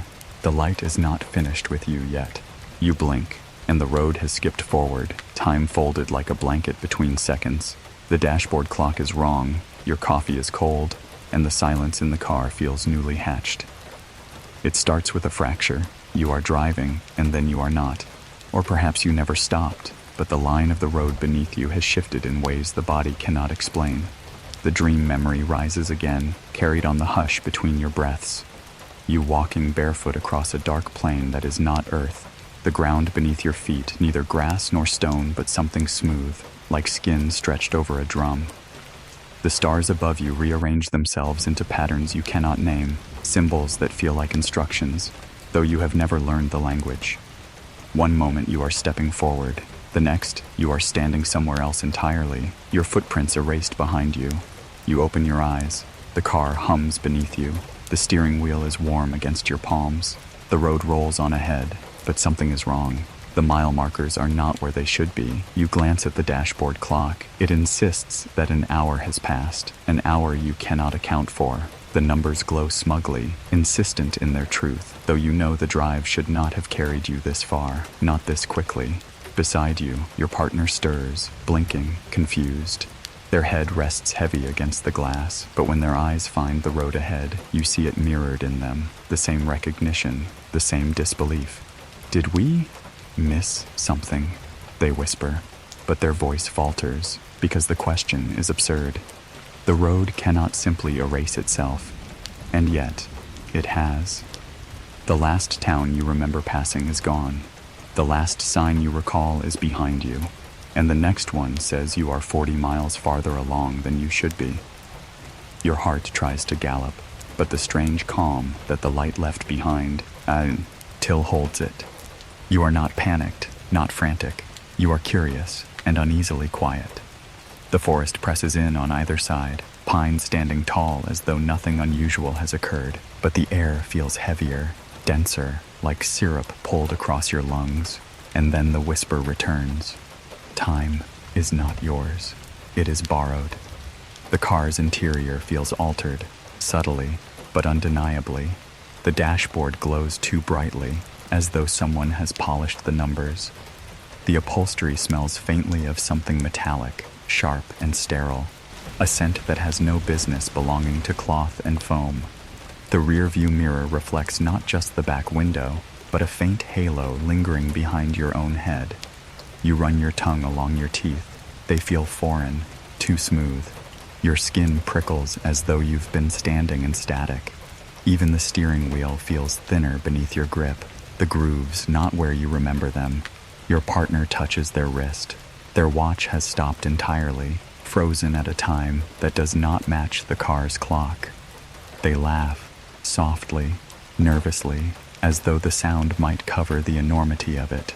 But the laugh dies quickly. The silence grows again, a silence that is not absence, but presence.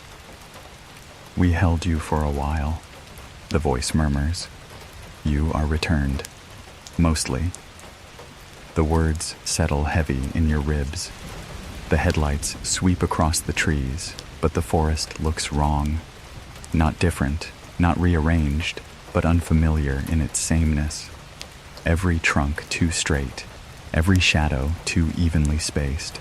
The road itself feels newer, the asphalt darker, smoother. For a moment you are certain this is not the same highway at all. It is a copy, printed from memory, perfect, but hollow. Your partner grips your arm. Do you feel it? They ask. You nod. You do. It feels like waking up in your own house and noticing that every object is exactly where it should be, but none of them belong to you. You drive on, but doubt gnaws at the edges of your vision. The steering wheel shivers faintly under your grip, as though vibrating at a frequency you can't quite hear. The engine purrs too perfectly. No hiccup, no stutter, no variation.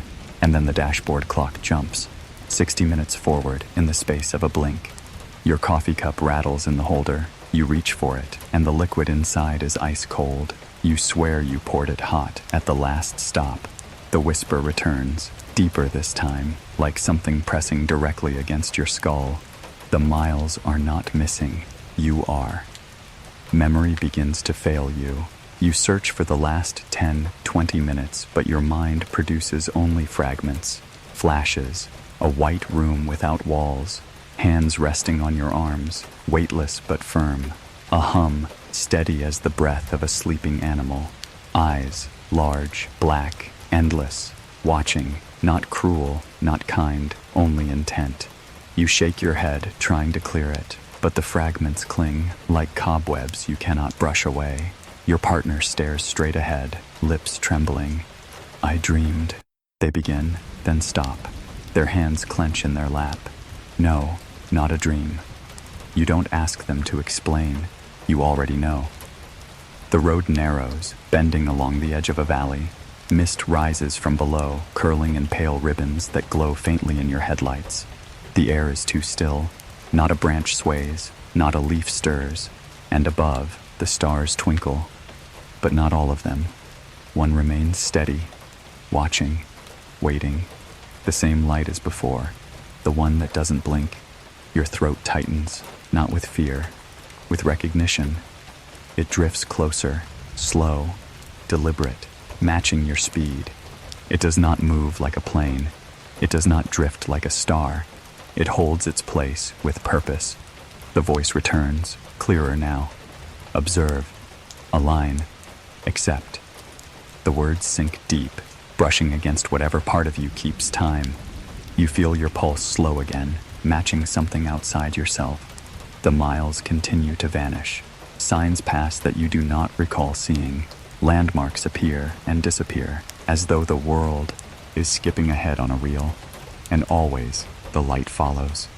Your partner whispers, barely audible, "I think we've lost time." The words hang heavy. True, undeniable, absurd. You grip the wheel tighter, but the road feels slippery, less real, as if your hands could pass through it if you pushed too hard. Your body aches, though you cannot name why. A soreness in your joints, a heaviness in your chest. You feel as though you've run a marathon without ever leaving the seat. And yet, your mind is sharp, awake, alert, too alert. Every detail of the night feels amplified. The smell of pine sap, the glisten of frost, the hum of electricity in the wires above the road. It is all too clear, too heightened, like the world has been tuned to a higher frequency. "We adjusted," the whisper says. "You will adapt." You glance at the odometer. It shows miles that should not be there, dozens more than the route should demand. You blink, rub your eyes, look again. The numbers remain, smug and permanent. The dashboard clock flickers once more, leaping forward another 30 minutes. The silence in the car deepens, heavy as water. Even your partner no longer speaks. They only stare, wide-eyed, at the road that seems endless, at the light that never blinks. Your mind screams for explanation, but your body hums with resignation. It is happening. It has happened.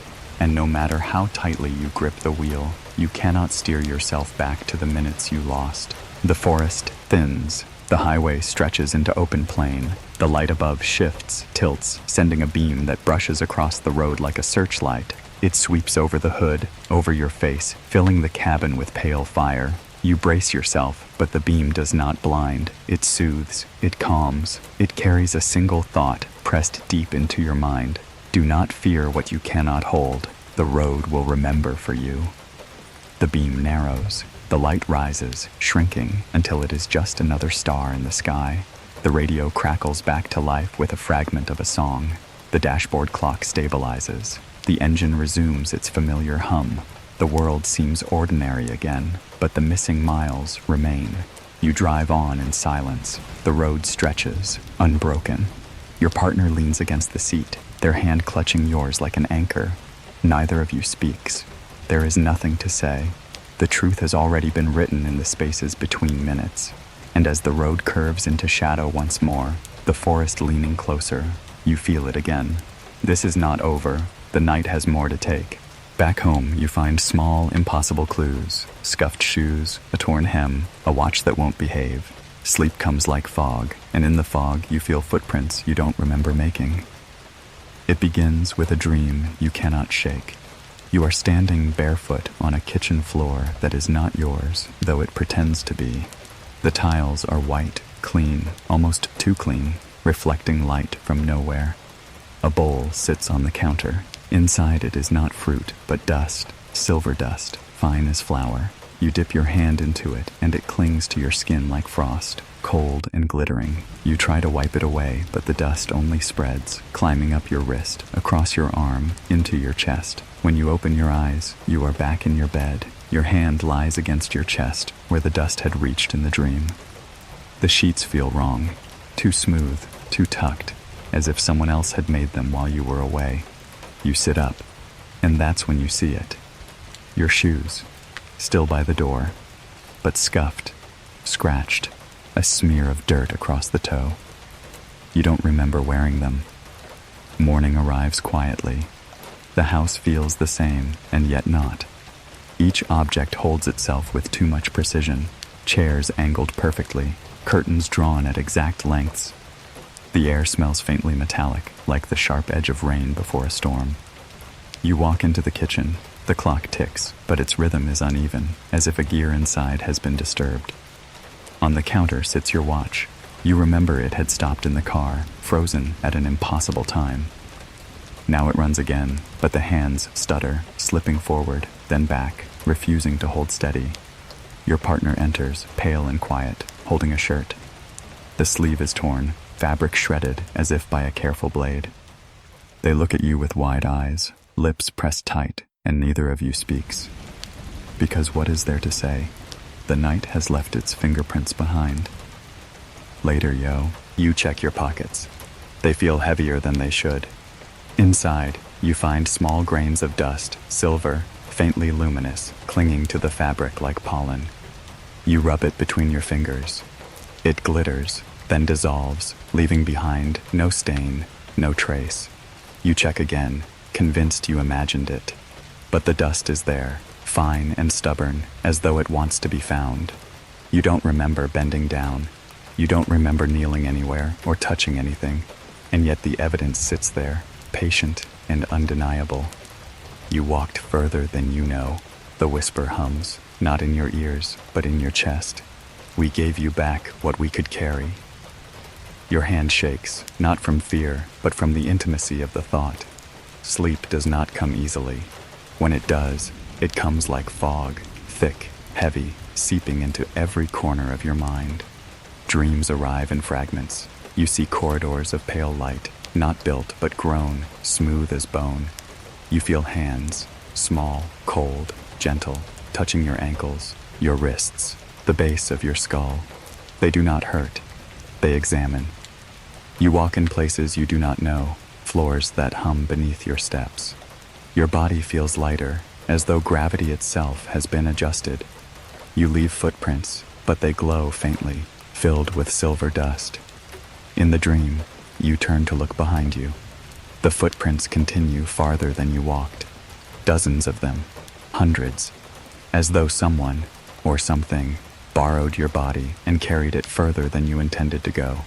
You wake with your chest aching, lungs heavy, as though you'd been running for hours, and the faintest trace of dust lingers under your nails. Days pass, but the clues multiply. You find scratches on the side of the car, thin lines curling like script, patterns that no branch could have made. The trunk smells faintly of ozone, though it has been closed since the night of the drive. At work, you catch yourself staring at nothing, entire minutes lost, until you realize you've been sketching circles on scraps of paper. Perfect circles, overlapping, forming constellations that don't exist on any map. Your partner does the same, absent-mindedly tracing lines in notebooks, on napkins, in the condensation of glass. When you compare them, the symbols match. Neither of you remembers learning them, but both of you remember the beam. The nights are worse. You lie awake, eyes open to the ceiling, and the silence of the house feels crowded. The hum of the refrigerator seems tuned, deliberate, like a low signal meant to keep you steady. Shadows lean against the curtains as if waiting, and when you finally drift, the dreams return. A voice, softer now, steadier, repeating like a lullaby. Observe, align, accept. You try to resist, you try to shake free, but the words press into you, carried by rhythm, by cadence. Each repetition is less like a command, more like a fact. Your partner stirs beside you. Their breathing syncs with the rhythm, slow, steady, unnatural in its precision. You watch their chest rise and fall in time with the voice you cannot unhear. You close your eyes, and in that darkness, you see them again.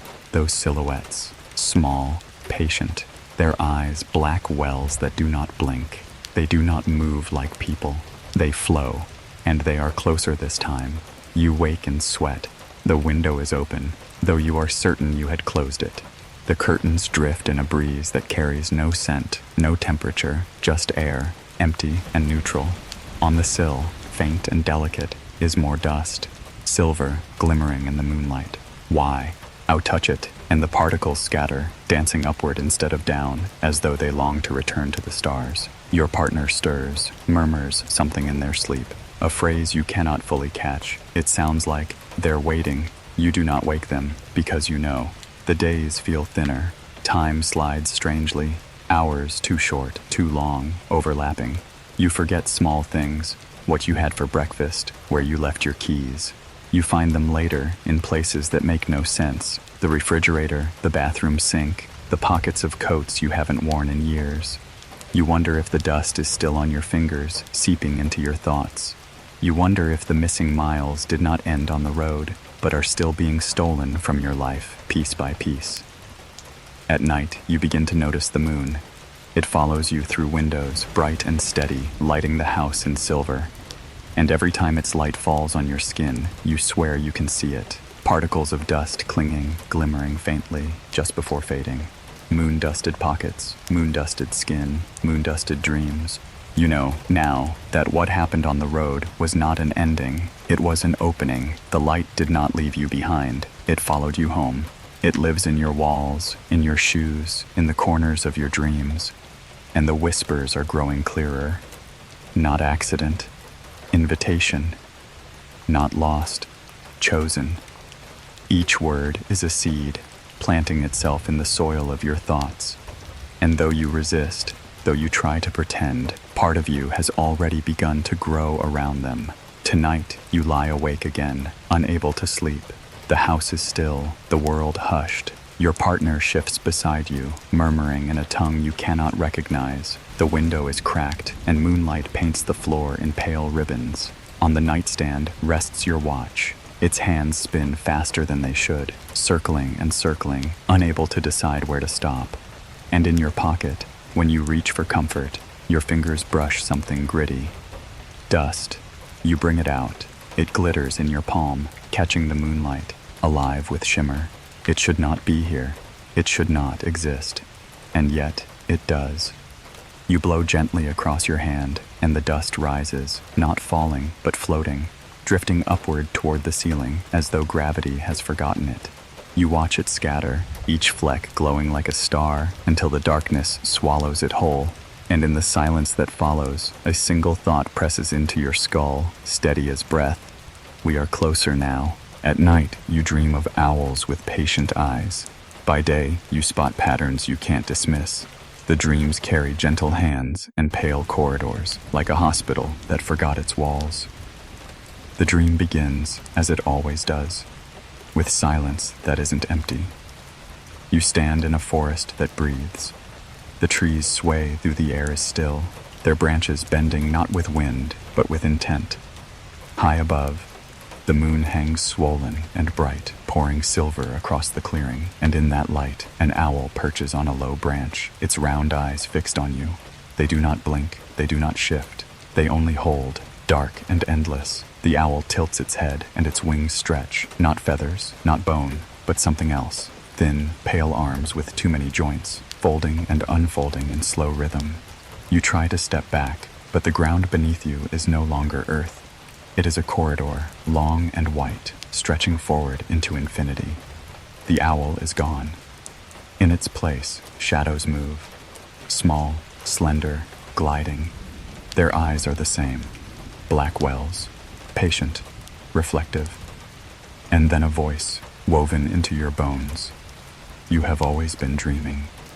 You wake with a start, the sheets tangled around your legs, your chest damp with sweat. The window is cracked, the curtains trembling with a breeze you cannot feel on your skin. Beside you, your partner stirs, whispering in their sleep. Not words you recognize, not a language you've ever known. You lie still, heart steady but uneasy, and realize the dream has not ended. It has only changed rooms. Morning comes, but the world feels wrong. The coffee tastes metallic, faintly bitter, though you made it the same way as always. The newspaper's words blur if you look too long, sentences rearranging themselves when you glance away. The clock ticks, but you are certain you hear it skip, a beat lost every few seconds. Your partner says nothing, but their eyes betray the same unrest. They rub their temples, wincing as though a faint hum presses behind their skull. You step outside, hoping fresh air will clear the fog. The yard is quiet, too quiet. Birds perch on the wire, but none sing. The silence is thick, pressing, as if the world itself is holding its breath. You look down. On the porch rail lies a smear of dust, silver, faintly luminous in the sun. You wipe it away, but it clings to your skin. The days become a blur. You walk through them as though underwater, every movement slowed, every sound distorted. You forget where you leave things, keys, papers, your wallet. You find them later in strange places. The freezer, the trunk of the car, the pocket of a jacket you haven't worn in years. And each time, when you retrieve them, you notice the dust again. Faint, shimmering, stubborn. At work, your pen drifts across paper without your will. Circles, constellations, lines connecting stars that don't exist. You stop, shake your head, and try to focus. But when you return to the page, the patterns have multiplied. The whispers follow you. Observe, align, accept, not loud, not even words truly. Impressions, thoughts that don't feel like yours. They arrive like radio static, faint but persistent, slipping into your mind when you are tired or distracted or alone. And sometimes, when you catch your partner staring at nothing, you know they hear them too. The dreams deepen. Each night, you wake multiple times, but each waking feels like another layer of dreaming. The walls of your room bend, the ceiling stretches, and the shadows take on shapes that do not belong to ordinary darkness. You see corridors again, smooth, pale, endless. The hum of air without source, the faint pulse of light in the distance. You walk them, though you do not remember your feet moving. At your side, shadows glide, figures slender and precise, their eyes wide pools too, that reflect not light but memory. Sometimes you feel their hands on you, not cruel, not rough, gentle, curious, fingers cold as stone but light as silk. They lift your arm, touch your temples, trace the lines of your spine. You do not resist. You cannot. The whispers grow louder there, resonant, as though the walls themselves are speaking. We adjust. You adapt. We keep you. You wake with bruises you cannot explain. Small, round, arranged in lines along your arms, your legs. Your partner bears the same marks. Neither of you speak of them. Neither of you need to. The waking signs spread. Electronics falter around you. Radios skip. Phones freeze. Streetlights flicker when you pass beneath them. Time bends, strangely. You walk into a store, browse, leave. But when you check your watch, hours have passed, though you swear it was only minutes. One afternoon, you drive to a familiar place, a diner, one you visited many times. But when you arrive, the lot is empty, the windows dark, the sign broken. The building looks abandoned, worn with years of neglect, and yet you were there only a week ago. You stand staring at it, unease prickling your skin, until your partner touches your arm and whispers, "Let's go." You don't argue. The voices grow bolder. They no longer whisper only in dreams. They slip into the edges of waking. At first you hear them faintly, when the room is quiet, when your body is tired, but soon they echo even in crowds. At the grocery store, as you reach for fruit, choose what lasts. On the highway, as the road unwinds, the miles belong to us. At night, as you lie between waking and sleep, do not resist. You were never resisting. Each phrase is a thread, weaving itself into your thoughts. You try to dismiss them, but they return, patient, insistent. Your partner admits it one night, their voice trembling in the dark. "They're talking to me. When I'm awake, when I'm here, you too run toward them, searching their face, and you realize your own confession waits in your throat, heavy and undeniable. They're talking to me too. The line between dream and waking thins. You walk through your home and feel the corridors stretching, bending, echoing. You turn a corner, and for a moment the hallway is longer, brighter, humming with the same pale light from your dreams. You blink, and it is ordinary again. You close your eyes at your desk, and when you open them, pages of notes lie before you, symbols you don't remember writing, patterns that seem alive. At night, the owl returns in dreams, always watching, always silent. Its eyes are too large, too dark, reflecting shapes that are not trees, not stars. And when you look closer, the owl is no longer an owl. Its feathers melt into skin, its beak dissolves into a mouth that does not open, its eyes remain, patient, endless, unblinking. You wake, gasping, your chest heavy, and on the pillow beside you, faint and glimmering, lies a dusting of silver. You realize, slowly, that you are being prepared. Each dream is not random. Each waking sign is not mistake. They are steps, small calibrations, soft alignments. The whispers guide you like hands on your shoulders, nudging you forward, teaching you to listen. Not accident, invitation. Not sleep, passage. You are not being haunted. You are being shaped. The thought chills you, but it also soothes. The fear is real, but so is the wonder. You are no longer certain where one ends and the other begins. And perhaps that is the point. One night, you wake with a start. The house is silent, the moon high. You sit up, and your partner is already awake, eyes wide, staring at the window. Outside, the light waits, steady, patient, unblinking. Neither of you speak. You don't need to, because you know. The whispers have led to this. The dreams were only rehearsals. The waking, signs were warnings. And now, the night is ready to open again. You trace a road you don't remember traveling, and yet every bend, every hollow feels carved into your bones. The land remembers you, though you don't remember it. The dream begins with paper. You stand in a room without walls, a table before you, smooth and white as bone. On it lies a map. Not a map of towns or rivers, not a map you've ever seen sold in gas stations or folded into glove compartments. This one glows faintly, etched with constellations and lines that connect them in patterns, both familiar and strange. You reach for it, but when your fingertips brush the surface, the map shifts. The stars rearrange themselves, the lines redraw, and suddenly it is no longer a chart of the sky, but a diagram of roads. Thin silver threads weave through valleys, mountains, forests, routes you know and routes you don't.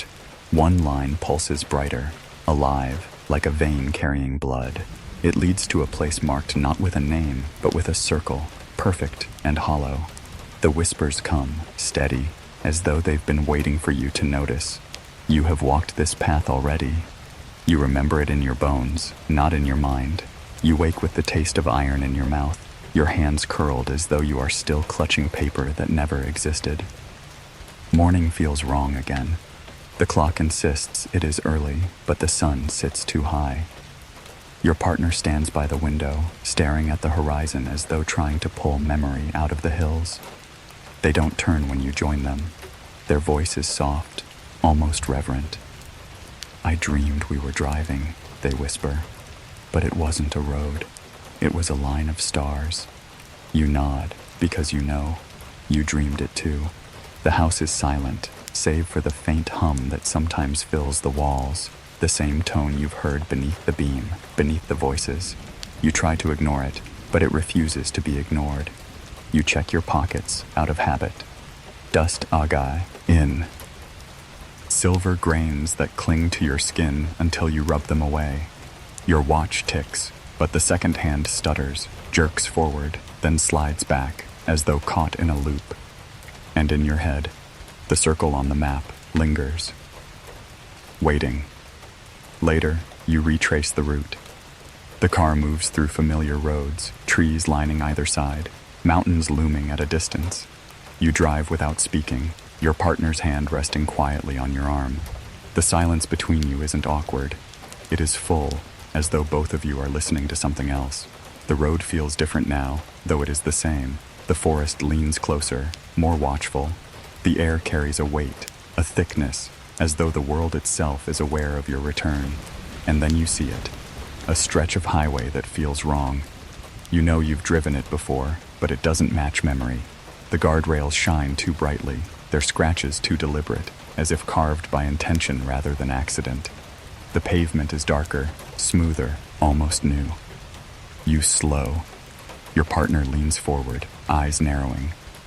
"Here," they whisper, though neither of you has spoken of this place before.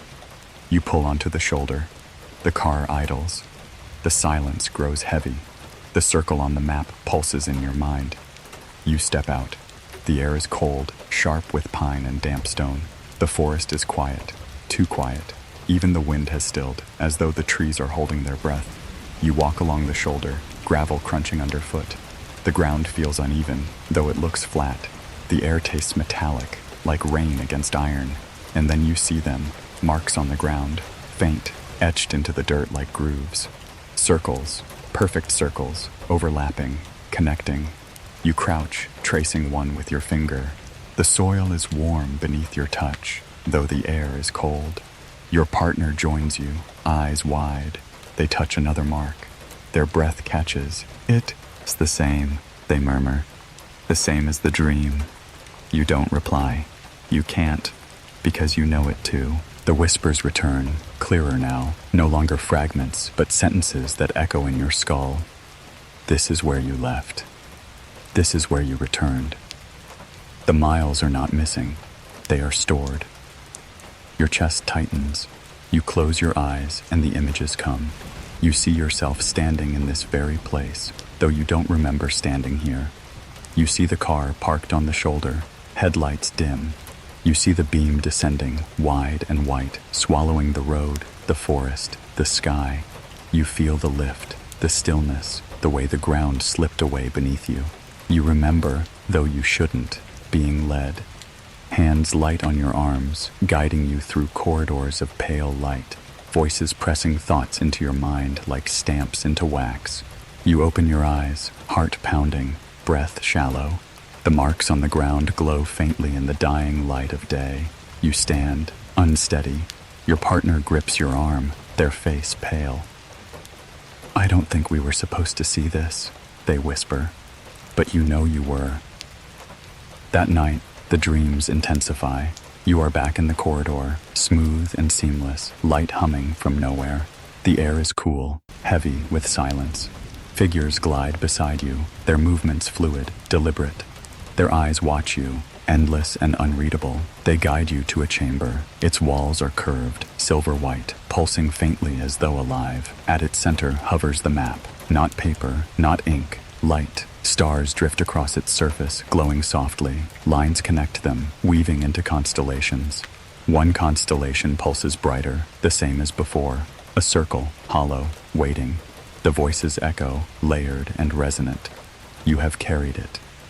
Now you will remember. The map shifts. The stars rearrange. The circle expands until it fills your vision, and inside it, you see the road. The same road you stood on, the same stretch of highway marked with circles in the dirt. The sea, amber hums, the light pulses, and then everything goes black. You wake, gasping, the room dark, the window open. Moonlight spills across the floor, painting it silver. On the nightstand lies your watch. Its hands spin wildly, circling and circling, refusing to settle. Beside you, your partner stirs, whispering in their sleep. The words are not English. They are not words you know, but you understand them. The map is not drawn. It is lived. You reach for their hand. Their skin is cold, faintly dusted with silver. And in the silence, you feel it. The circle again. Not on paper, not in dreams. Beneath your feet, beneath the road, beneath the world. Waiting. The night presses heavy, thick with presence. You close your eyes, but sleep does not come. The whispers coil, repeating, steady as heartbeat. Not accident, invitation. Not lost, chosen. You know now that the map is not a thing to be drawn. It is a path, a script, a story written in miles and stars, and you are walking it, whether you wish to or not. The dust clings to your skin, the dreams blur into waking, the road waits for you, humming, alive, and somewhere, just ahead, the circle opens again. A quiet office, a soft-voiced doctor, a recorder blinking red. You close your eyes and step backward through your mind, guided by breath and counting and a promise of calm. The memory begins not with sight, but with sound. A faint click. The whirl of a tape reel catching its rhythm. A machine small enough to fit in your hand, heavy enough to hold the weight of truth. The red light glows steady, unblinking, as if it, too, is listening. You sit in a chair that creaks faintly when you shift. The room around you smells faintly of paper, dust, and something antiseptic, like the aftertaste of a hospital hallway. The lamp on the desk glows warm, its shade tilting downward, a halo bent just for you. Across from you, the doctor's voice is calm, low, measured. Words chosen like stones laid in a careful path. You don't have to force anything, just breathe. Let yourself drift. Let the memories come when they're ready. Your partner sits beside you, their hands fold into their lap, white-knuckled. They are here, but they are not here. Like you, they are half in the room and half somewhere else. You close your eyes, and the descent begins. The doctor's words sink into you, softer than lullabies, steady as waves. Count backward now. With every number, you will go deeper. 10, 9, 8. The world narrows. The office recedes.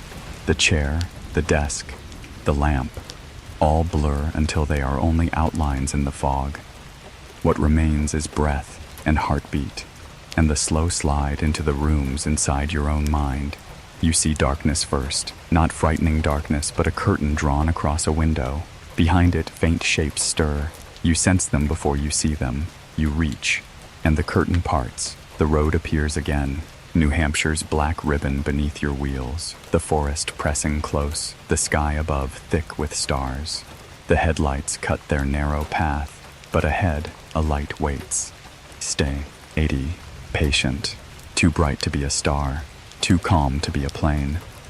The voice of the doctor threads gently into the vision. Tell me what you see. You speak, but your voice is not your own. It is younger, raw, carrying the weight of fear you thought you had buried. There's a light, you whisper. It's following. It doesn't blink. Your partner's voice joins yours, soft, trembling. Yes, I see it too. The tape reels turn, collecting every word. The light swells in memory, larger, closer, humming against the bones of your chest. The beam descends. White fire floods the road, swallowing the car, swallowing the night. The doctor's voice steadies you. Stay with it. You are safe here. Let it happen. You feel the lift again. The tires lose the ground. Gravity loosens its grip. The car hangs in silence, weightless, adrift in a glow that knows your name.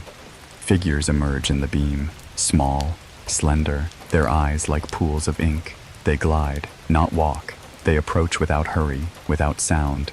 Your breath quickens. The doctor's words calm it. You are observing. Nothing can harm you here. Just tell me what you see. I see them, you whisper. They're here. They're watching me. Your partner's voice follows. They're touching me. Cold hands, gentle, but I can't move. The tape reels catch every syllable, winding it into memory you cannot outrun. The room inside your mind changes. The forest dissolves, the road vanishes. You are inside now, inside a place not built, but grown. Corridors of pale light stretch endlessly, walls smooth and curved like bone polished by centuries of water. The hum is everywhere, a vibration more than sound, running through your chest, your teeth, your blood. Figures glide beside you, leading you forward. Their hands touch your arms, light as feathers. Their eyes fix on yours, unblinking, endless. The doctor's voice trembles faintly now, though he tries to mask it. Where are you? In a room, you whisper. It's white. It's alive. The walls are breathing. Your partner's voice overlaps yours. They're guiding us. They want us calm. The tape reels spin, collecting truths too heavy for memory alone. You lie on a table that isn't a table. It molds to you, cold but not cruel, supporting without pressure. Shadows move above you, hands hovering, touching, examining. Instruments glide through the air, needles, lights, probes, but they move with the softness of sea creatures drifting through water. You want to resist, but your body is not your own. Every muscle is heavy, anchored. Your eyes stay open, though you long to close them. The whispers come, layered and resonant, pressing into your skull like fingerprints in clay. Observe, align, accept. Your breath slows. Fear dulls into awe. The hands continue their work, precise, deliberate, never hurried. You feel something pressed against your temple, your chest, your spine. Not pain, pressure, as though marking you, calibrating you, writing something into your body that wasn't there before. The doctor's voice tries to tether you. You're doing well. Stay with it. Tell me what they're doing. They're changing me, you whisper. Not breaking, just changing.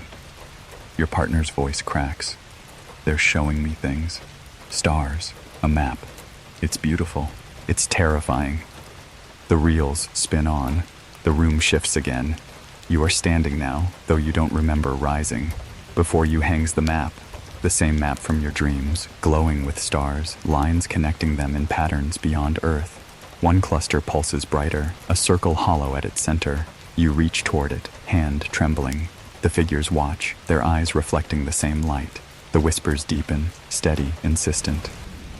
This is where you come from. This is where you return. The map swells, filling your vision, swallowing everything until there is nothing but light. The doctor's voice calls faintly from a distance. What do you see? Tell me what you see. But your voice is gone. Only the light remains. The session ends with silence. You open your eyes. The office walls return. The lamp glows.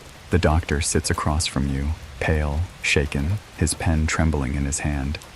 The recorder clicks, the reels stopping at last. On the table lie the tapes, small, unassuming, yet heavy with the weight of what they hold. Every word, every whisper, every truth you tried to bury is there now, waiting to be played back. Your partner stares at them with wide eyes. Their hand finds yours beneath the table, cold, trembling. Neither of you speaks. Because you know, those tapes do not just hold memory, they hold proof, and proof is dangerous. That night, you lie awake. The recorder's red light burned into your memory. You hear the whispers again, clearer than before, steady as heartbeat. Not accident, invitation. Not memory, instruction.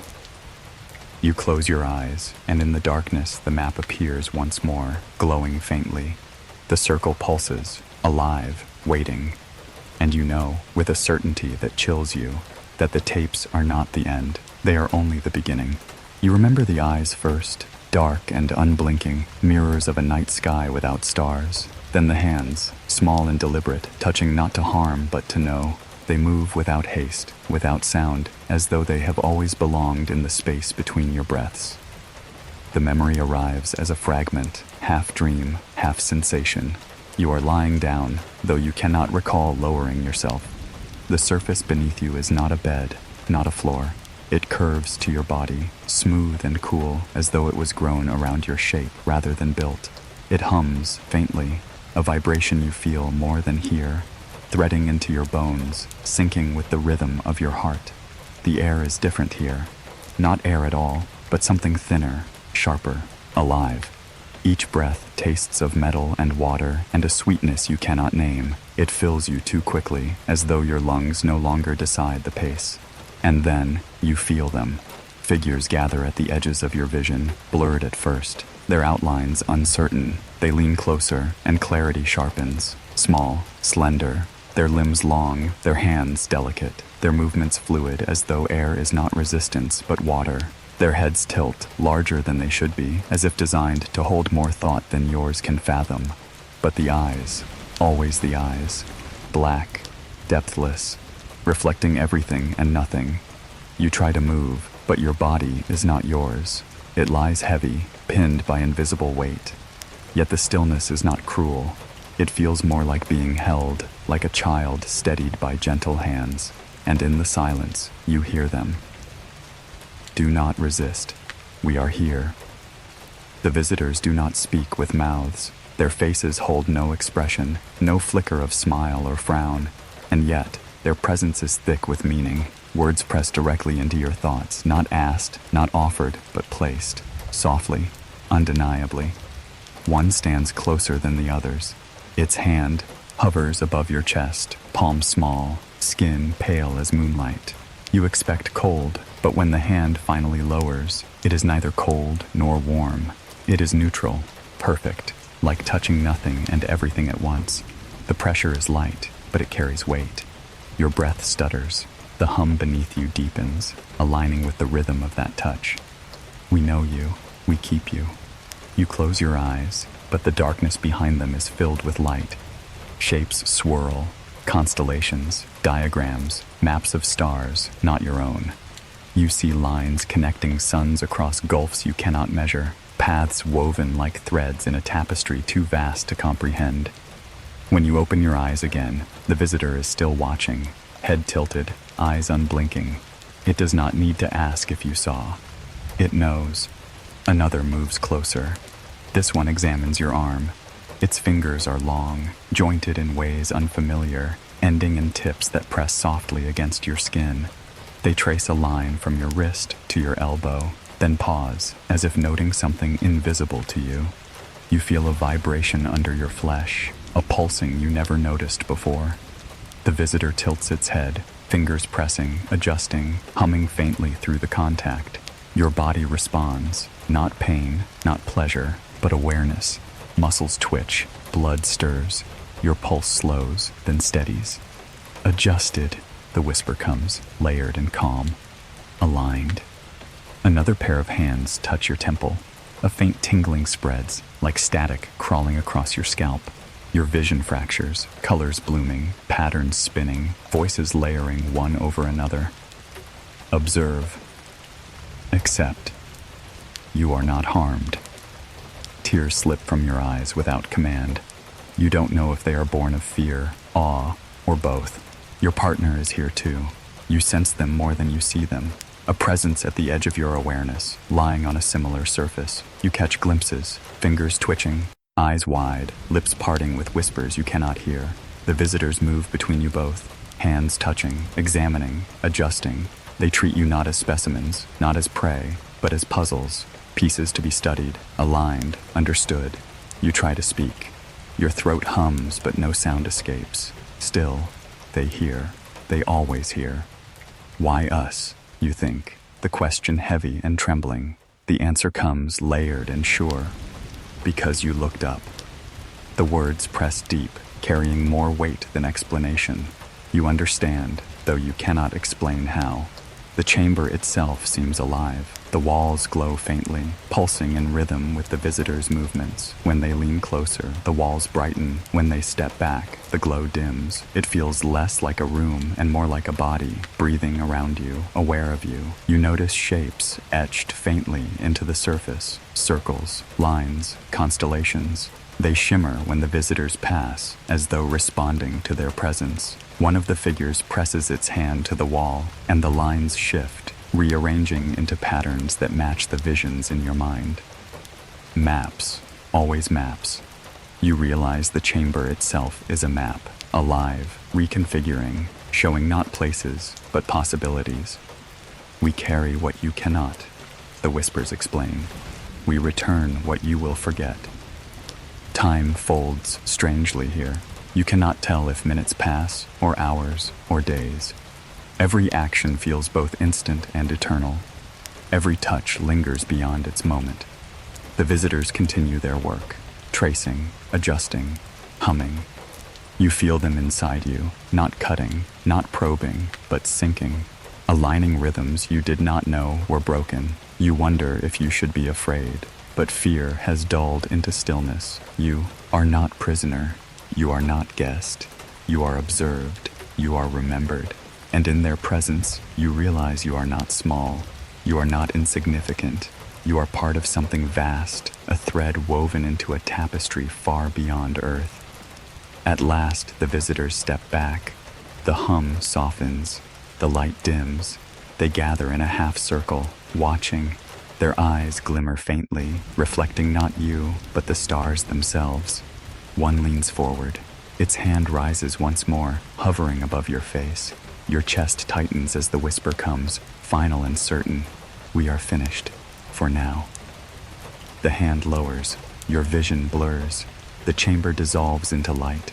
And then, darkness. You wake in your bed. The sheets are damp. The window is open. Moonlight spills across the floor. Your partner lies beside you, eyes open, staring at the ceiling. Their face is pale, lips trembling. They were here, they whisper. You nod, because you know.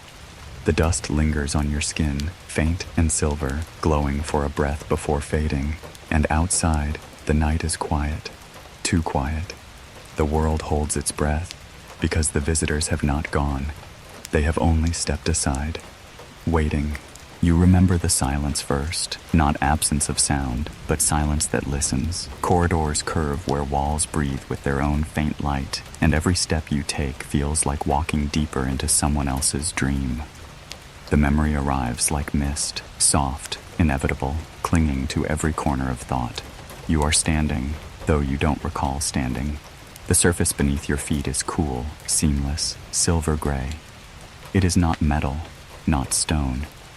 Something softer, smoother, alive with a faint vibration that hums through your bones. The air is heavy, though it does not press. It fills you without effort, carrying a taste like rain before thunder. Each breath carries calm and unease at once, threading them together until you can no longer separate the two. And before you, the corridor stretches. It curves, never straight, bending gently as though it was grown rather than built. The walls glow faintly, not from bulbs or fixtures, but from within themselves. Silver light pulses like breath, steady, patient, almost human. You walk, though you do not decide to walk. Your body knows the way, as if it has been here before, and behind your eyes, the whispers begin. Do not fear the quiet remembers. Your footsteps make no sound. The floor accepts each step without echo, without resistance. It is like walking on a memory that does not wish to disturb itself. You pass alcoves, openings in the walls that reveal small chambers. Each one is different. One glows with faint blue mist, swirling slow, as if clouds have been bottled inside. Another is empty, but for a single pedestal, glowing faintly, etched with circles and lines that shimmer when you glance at them too long. You do not enter. You only look, moving on, carried by the curve of the corridor. Your partner walks beside you, their face pale, eyes wide. Their hand brushes yours, a silent tether. They do not speak. They don't need to.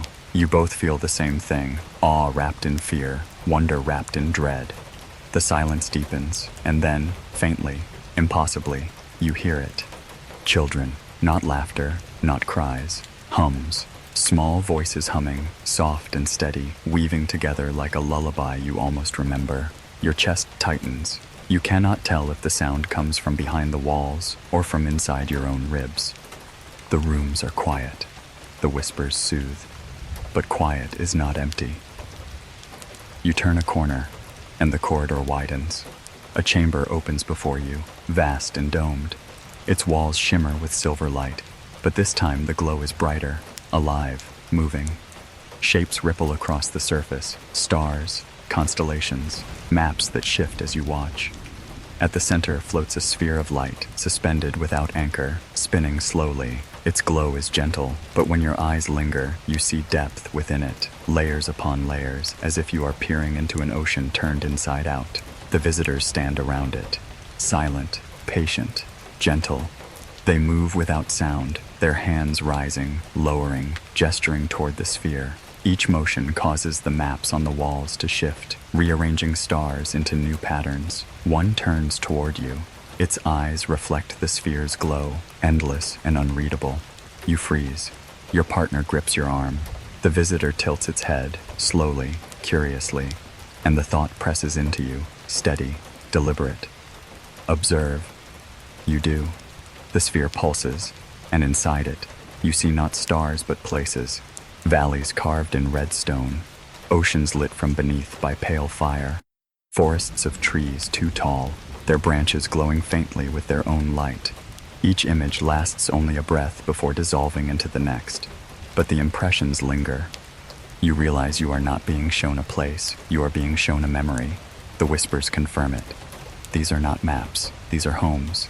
Your breath hitches, your hand trembles. You cannot look away. Your partner whispers faintly beside you. They want us to remember, and you know it is true. The visitors move closer. One extends its hand. Its fingers are long, delicate, jointed in unfamiliar ways. It hovers just above your chest, then your head, never quite touching. The hum deepens. The light of the chamber brightens, and suddenly, you feel yourself unravel. Your body lies heavy, but your mind lifts, spilling outward, pulled like thread from fabric. You float above yourself, watching, yet also remain within. Two perspectives at once, impossible, overwhelming. The chamber bends. The walls ripple like water disturbed by a stone. The sphere grows brighter, and the whispers thrum louder. Observe, align, accept.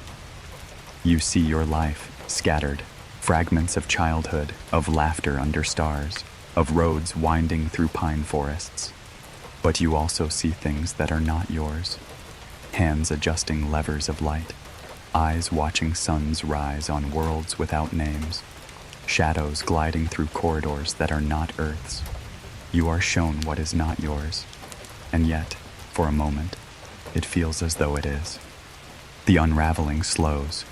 You collapse back into yourself. Your chest heaves. Your hands shake. The visitor withdraws, its head tilting, eyes black and endless. You feel no malice, no cruelty, only observation. It steps back. The others glide away, returning to the sphere. Their hands rise, their gestures weave. The maps shift again, constellations bending, stars aligning.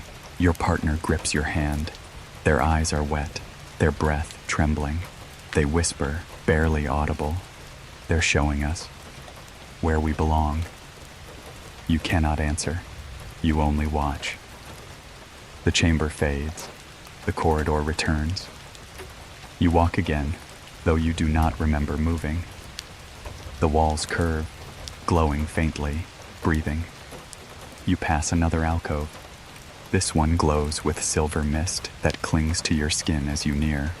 For a moment, you see shapes within it, figures small and delicate, their eyes wide, watching.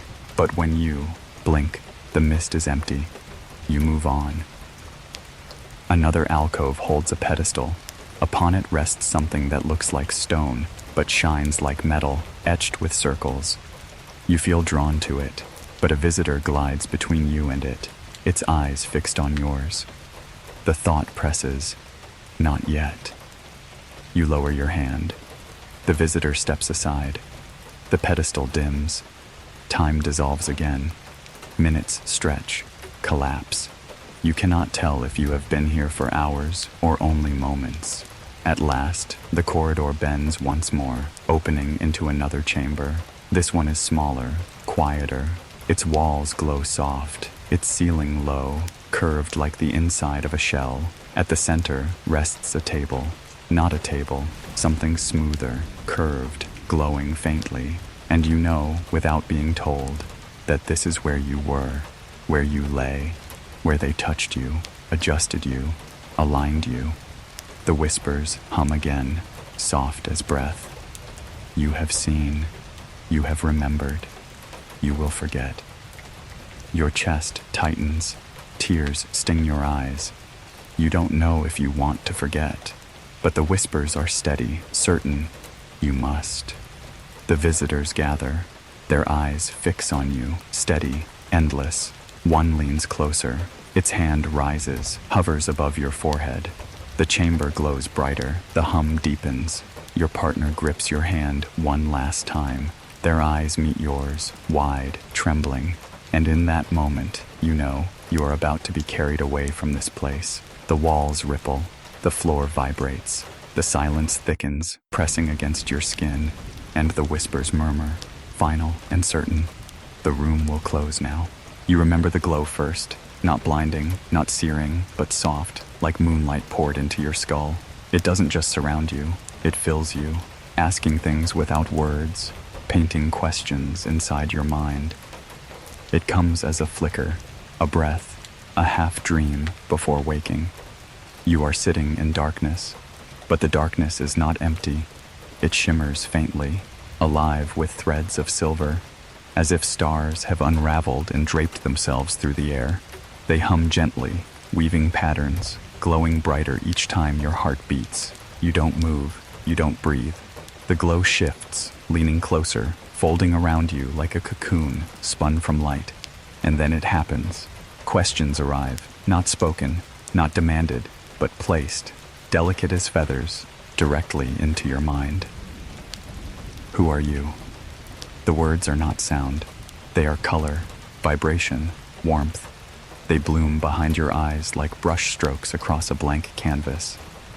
You try to answer, but your mouth won't move. Instead, your thoughts spill outward like water from a broken vessel. You see flashes, your childhood home, the outline of pine trees at dusk, the face of someone you love laughing in sunlight. The light accepts them.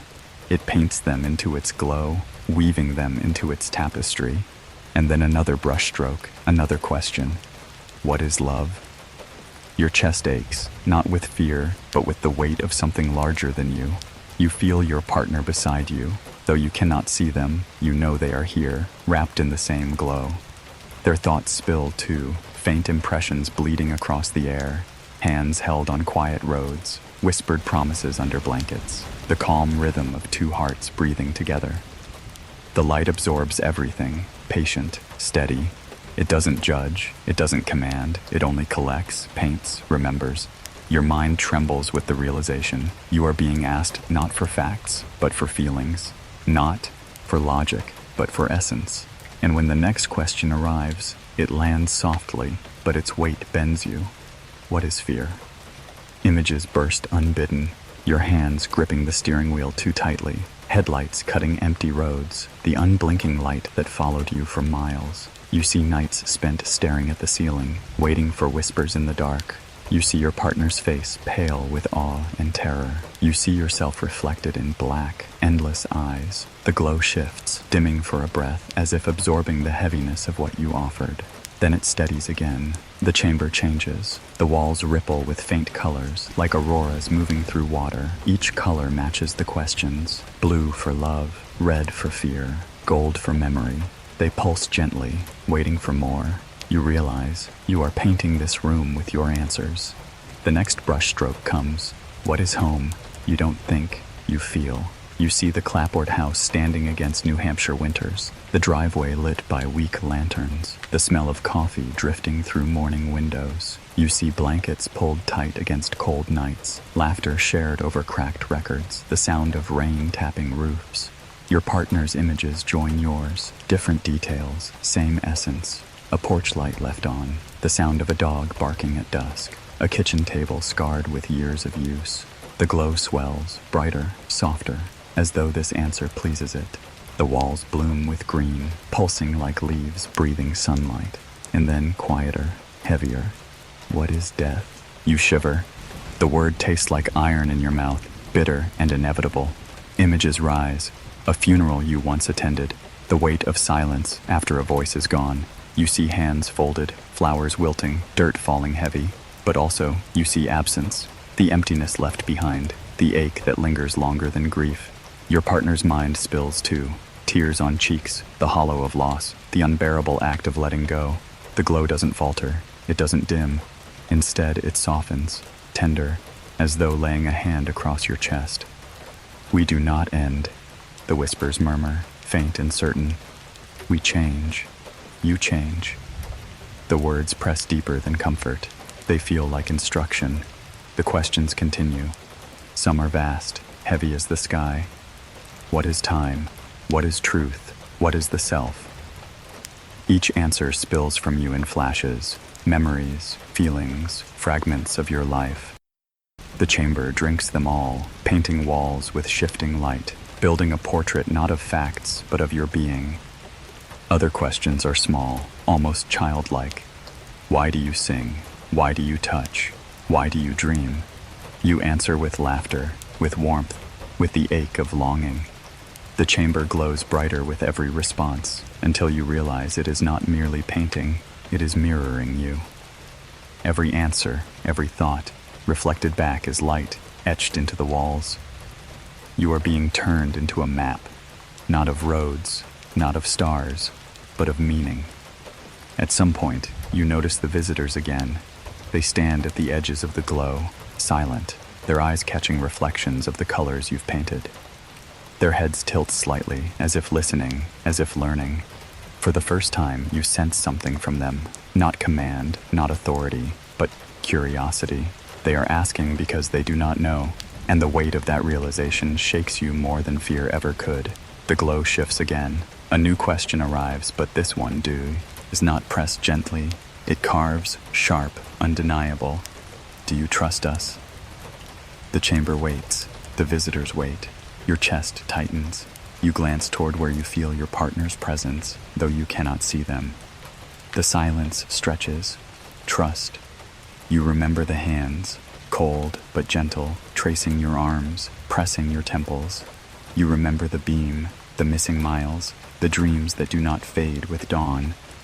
You remember silver dust clinging to your skin, whispers pressed into your thoughts.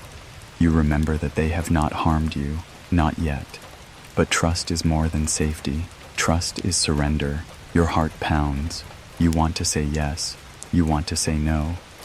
Both answers tremble on your tongue, but neither escapes.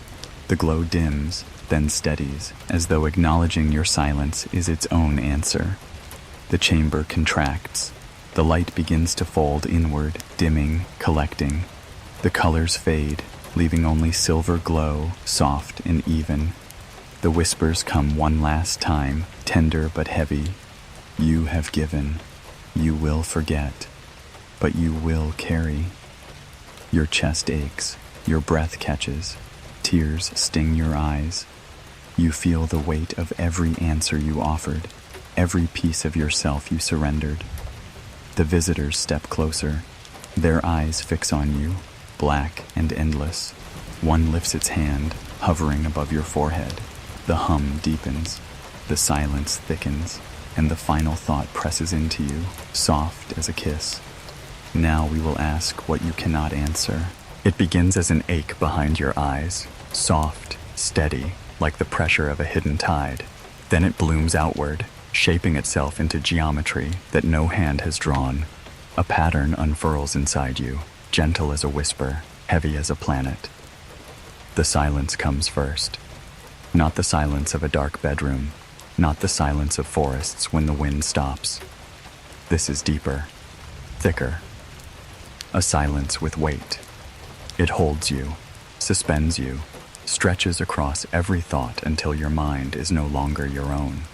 You are lying down again, though you do not recall being lowered. The surface beneath you is seamless, silver gray, curving to your body as if grown around you. It hums faintly, pulsing in rhythm with your breath. Above you, light gathers. Not a beam, not a glow, a net. Threads of silver weave across the air, delicate and infinite, stretching outward in every direction. They shimmer as though dipped in moonlight, shifting, rearranging, folding. At first they seem random, a chaos of glimmering lines, but then, slowly, they align, and a pattern emerges. The whispers arrive, layered, resonant, pressing into your chest as though breathed into you. This is the gift. This is the pattern. Your heart slows, your lungs ache. The net of silver lowers until it hovers just above you, so close you feel its vibration tingling against your skin. Each thread hums with a note too low to hear, too deep to be sound. Your vision blurs, shapes fracture. You see stars, not above you, not around you, but inside the pattern itself. Constellations flicker into place, familiar and strange all at once. Orion's belt tilts, then bends, its 3 points shifting into new alignment. The Pleiades scatter, then regroup into circles you've never seen. Your chest tightens. The night sky you thought you knew is being rewritten before your eyes, and the thought presses deeper, certain, unyielding. This is what you could not draw. This is what you could not hold. The pattern moves. It flows like water, shifting across your body, pressing against your skin, sinking deeper, not to harm, but to merge. You feel each thread slide into you, not piercing, not cutting, but dissolving. The geometry enters your blood, your bones, your breath. You see flashes as it embeds itself, a circle traced in frost across the windshield, a spiral cut into dirt on the roadside, a constellation pulsing behind closed eyes. The pattern is not new. It has always been here. You are only now being shown the key. Your partner stirs beside you, though you cannot see them. You feel their presence, heavy, trembling. Their breath stutters as the whispers press into both of you at once. Shared, not separate. 2 threads, 1 weave.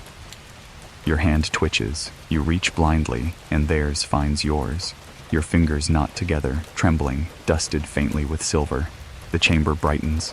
The walls ripple with shifting maps, circles blooming, lines stretching between stars. At first they are abstract, but soon they sharpen into places. You see valleys etched in red stone, mountains taller than clouds, glowing at their peaks, oceans alive with pale fire. The whispers murmur, homes, paths, memory carried in light.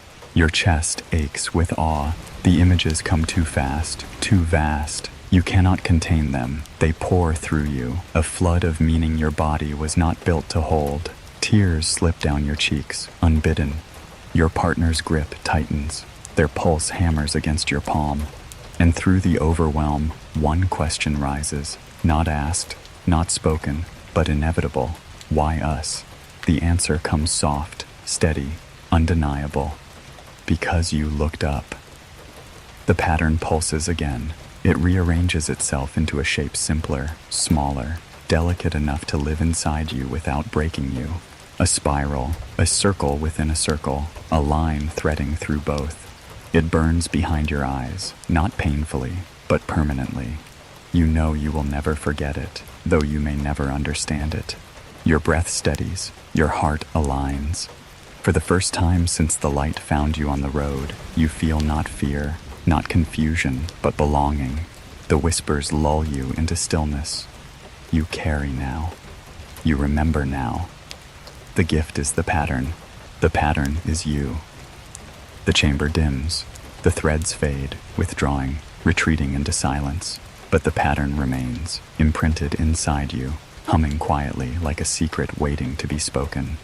You open your eyes. The visitors stand before you, silent, patient.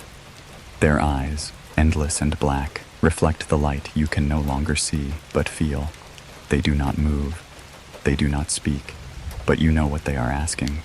Will you keep it? Will you carry it? Your chest rises, your throat burns. You nod, though you do not know if the motion is yours or theirs. The whispers soften, like a lullaby fading into sleep. Then you are aligned. You wake. The bed beneath you is your own. The air is heavy with night. The window is open, curtains drifting with a breeze you cannot feel.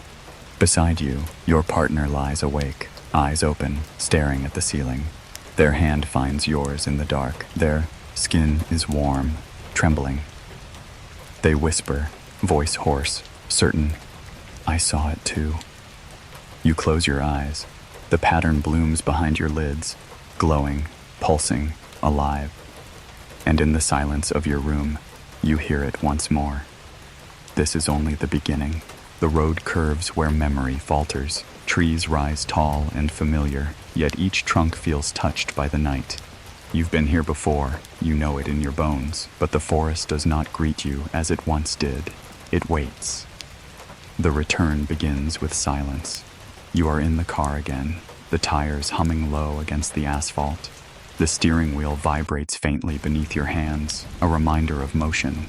The headlights carve 2 narrow tunnels through the dark. catching glimpses of bark, frost, and the eyes of deer too still to be natural. Your partner sits beside you, quiet, their gaze fixed on the tree line that leans closer with every mile. Their hand rests in their lap, fingers twitching in rhythm with something unseen. You know they feel it too, that pull, that inevitability. The pines rise ahead, black silhouettes against a silver sky. You've driven these roads countless times, yet now they feel heavier, as if the forest itself remembers what you cannot. The memory lingers like a bruise. The beam, the silence, the black eyes, the pattern, and now the road brings you back. The forest breathes differently here. The air carries more than pine and soil. It tastes metallic, sharp, like rain striking stone. Mist curls low along the ground, glowing faintly in your headlights. The trunks rise in perfect rows, too even, too deliberate, as though someone planted them for reasons not meant for you. You roll the window down. The air is cold, biting, but beneath it is warmth. A hum that isn't sound but vibration, pressing faintly against your skin. You shiver, though the sensation is not entirely unpleasant. Beside you, your partner whispers, "It feels alive." You nod, because it does. The pines aren't just trees anymore. They are watchers, witnesses, silent keepers of the night. And deep within them, you know, something waits. You pull to the side of the road. The engine idles low, almost reverent. You kill the headlights, and the world swallows you whole. Darkness, thick and complete. Above, the stars gleam. Orion watches with his belt of 3. Cassiopeia reclines in her crooked chair. The Pleiades shimmer in their tiny cluster. But one light does not belong. It hovers low, steady, unblinking. The same light that followed you before. The same light that opened, that took, that gave. Your chest tightens, not with fear, but with recognition. The whispers thread softly into your mind. You are back. We remember. Your partner's hand finds yours, cold, trembling. They whisper, "They're here." And you both know it is true. You step into the pines. The forest floor is soft, layered with needles, muffling your footsteps. The trees rise tall around you, their branches stretching high, knitting together to form a ceiling of black lace. Moonlight filters through, silver shafts painting the ground in patterns you almost recognize. The deeper you walk, the heavier the silence becomes. Not absence, but presence. The quiet watches, the quiet listens. You pause, and the forest hums faintly, as though it has a heartbeat. Your partner breathes shallow beside you. Their eyes are wide, reflecting silver light. And then you see it. On the ground, faint but undeniable. A circle, pressed into the earth, etched into needles and soil. Perfect, unbroken. Your chest aches. The whispers return, steady, patient. The pattern lives here. The light above shifts. It slides between the treetops, closer, brighter, until it hovers directly overhead. Its glow washes the pines in pale fire, turning every branch silver, every shadow sharp. You lift your face, eyes stinging. The light does not blind. It soothes. It fills you with calm and dread in equal measure. And then, from the circle, mist rises. It coils upward, silver and slow, forming shapes that waver like reflections in water. At first, they are nothing but outlines, but soon they sharpen. Figures, small, slender, their eyes black and endless. The gentle visitors. They do not move quickly. They do not threaten. They only stand, tilting their heads as if studying you, waiting. Your throat tightens, your knees weaken. You feel the urge to kneel, not from fear but from something older, something like reverence. Your partner clutches your arm, trembling, whispering, "They're real, they're real." The visitors tilt their heads in unison, and the thought presses into you. We have always been real. The forest bends around them. The pines lean inward, their branches shivering though no wind blows. The mist swirls tighter, curling around the visitors, cloaking them in silver haze. You step closer without deciding to. Your feet move of their own accord, drawn by something deeper than will. The nearest visitor raises its hand. Its fingers are long, delicate, pale as moonlight. It does not touch you. It only hovers, close enough for you to feel its presence. And then, inside your skull, inside your bones, A new pattern blooms. Circles, spirals, lines threading stars. The same geometry from the chamber, now glowing behind your eyes, pulsing in your veins. You stagger. Your breath catches. Your partner gasps, clutching their head. The whispers layer, soft and insistent. Remember, align, accept. Your body hums. Every bone vibrates. Every nerve glows. You feel as though your skin has turned translucent, light seeping from every pore. The forest around you pulses with it. The trees, the soil, even the stones humming in rhythm with your chest. The visitors step closer. Their eyes reflect the glow pouring from you. They tilt their heads again, and you understand. They are not watching you. They are reading you. Your mind floods with images. Valleys of red stone. Oceans alive with light. Stars collapsing into spirals of fire. Maps etched into the skin of the world and threaded through. Look at all. The pattern. Always the pattern. It coils inside you now, permanent, humming. A gift, a burden, a seed. You fall to your knees. Your partner kneels beside you, tears streaking their face. Together you whisper the only words that come. Why us? The answer presses, gentle and certain, because you carry. The light above flares. The visitors dissolve into mist, their forms unraveling like smoke caught in wind. The circle on the ground glows, then fades, leaving only pine needles and soil. The forest exhales. The hum softens. You are left kneeling in silence, your chest heaving, your eyes wet. Your partner clings to you, trembling, their breath ragged. But inside you, the glow remains. The pattern pulses, alive, permanent. You stand slowly. The forest feels ordinary again, dark, quiet, alive with the usual sense of pine and earth. But you know better. The pines remember, the light remembers. And now, so do you. You walk back to the car. The road stretches ahead, dark and unbroken. The stars gleam above, ordinary and patient. But one light does not blink. It follows. It waits. And in the quiet hum of the tires, in the steady grip of your partner's hand, you know the night is not finished with you. You tell a little, then less, then too much. Some faces close like windows in a storm. Others lean closer, wanting proof. You only have the hush between two heartbeats. It begins with the sound of your own voice recorded back to you, thin, surprised, unready.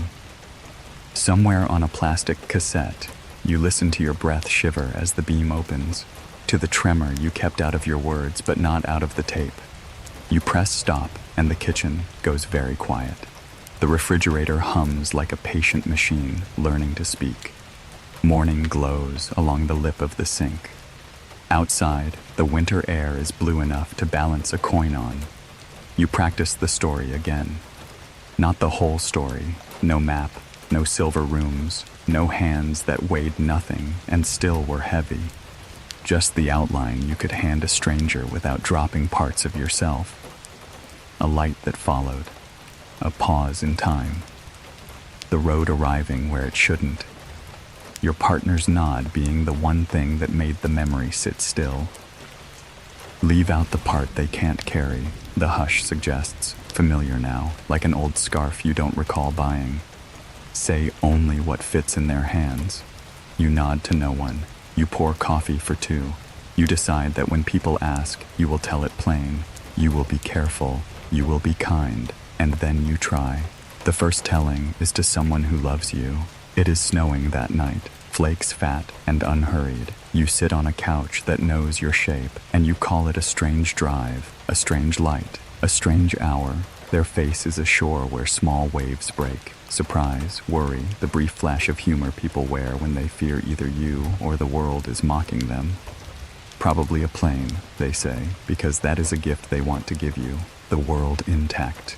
You hold the gift and set it down gently. No, you say, not a plane. Satellite? Not that either. Then what? You do not open the drawer where your map of answers now sleeps. You do not say visitors. You say, I don't know. You say, we weren't harmed. You say, we lost time and found it again, and it felt as if someone was careful on our behalf. Careful, you repeat. You watch the word move through their mind and fail to stick to anything. They prefer the gentlest synonym. The hush breathes, almost amused. It keeps windows ajar. They take your hand. They tell you they believe you believe it. Reality is a place you can both visit, but they need you to know there is a bridge back. You nod and thank them for the bridge and do not say you live on the other shore now. Later, in bed, you lie awake and listen to your partner's breathing tighten and loosen like rope around a post.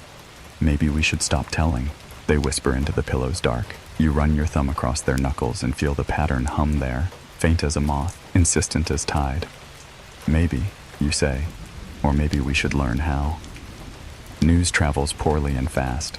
A friend tells a friend who knows someone at a station, who knows the producer, who knows the host, who wants to be told a strange thing at 9 on a Tuesday. The call is polite, the way a dentist's office is polite. You say the words, "We're not sure, we don't want trouble, we're just trying to understand." And the voice on the other end says, of course," in a tone that has already put you in a segment with a clever title. You iron a shirt with more care than the shirt deserves. You and your partner practice not interrupting each other's sentences and then agree to interrupt when kindness requires it. At the station, you sit on a couch that glows falsely blue under lights that forgot they were invented to mimic day. The host's smile is neat as a stapled stack. They tell you that many people have seen something and that you are not alone and that you will be believed. Believed is a word that Buki clees quickly. You tell the simple version, the light that doesn't blink, the beam that didn't burn, the hour that isn't there. You do not use the word they. You do not say hands. You say, "We felt calm." The host nods with the concentration required of someone piloting a boat in shallow water. They ask if you had been drinking, if you were tired, if you have a history of, and then they let the last word trail into professionalism's fog. "No," you say, soft, the way you say seatbelt or passport when you know they will ask again tomorrow. Your partner says the same. You wonder if the room itself believes you more than the faces in it do. The microphones are patient. The chair does not shift under the weight of your unlikelihood. Calls come in. One voice is bright with relief. "I saw that too, in '89, and my father told me to stop making trouble." Another is brittle. "The air guard was up there that night. You saw a refueler, and your brain embroidered it." A third voice does not speak. It breathes and then hangs up, ashamed, or moved, or both. The host thanks you with eyes that have already moved past you to the jokes scheduled at 9:34. In the parking lot, winter is honest on your face. Your partner's hand finds your sleeve. You stand there for a while, letting the night speak the way it prefers, through cold, through breath, through the reluctant click of cooling engines. You told what fit, the hush praises, as if it keeps a ledger. They will bring their measures. Let them. Measures arrive in the form of questions with badges pinned inside them. A plain sedan waits under a tree that has no reason to be in that lot. The men are quiet and crisp. Their names slip off their tongues as if they were borrowed for the day. Their pens are light and quick. Their smiles have rehearsed stopping at polite. You tell the simple thing again. They appreciate simple things. You talk about stars and roads and a beam.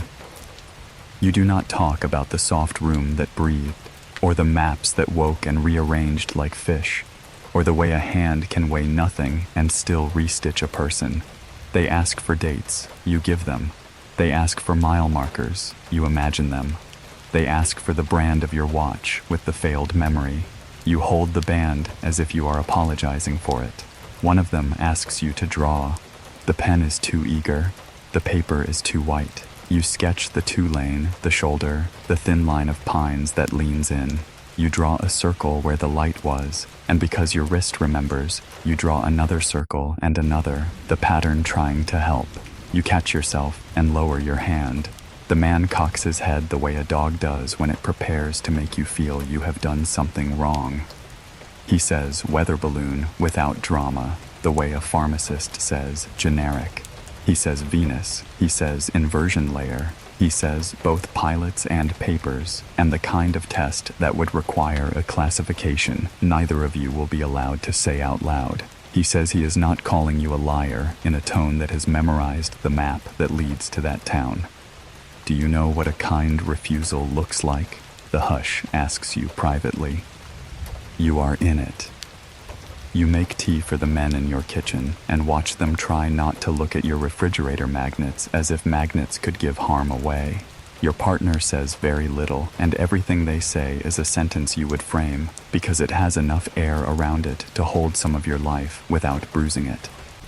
The men leave business cards that have already learned how to live in pockets and be washed and be pulled out damp and smell faintly of soap. You do not call. They do. Meanwhile, your own circle widens. Word finds neighbors and cousins, and the person at the hardware store who knew your grandfather, and the kid who sold you the boat. X of nails you never used. The circle has two species inside it, those who sneak belief into the room like contraband, and those who want to tidy belief out of the room so no one trips on it. At a diner that used to smell like Sunday gravy and now smells like worry, a woman tells you she saw a triangle once in 73 over the lake and keeps a notebook where none of her family can find it. You nod, and she does not ask you for anything in return. At a table near the window, a man says the word hoax the way someone says splinter. He offers to fix the night for you using words he found in a magazine about things that are almost airplanes.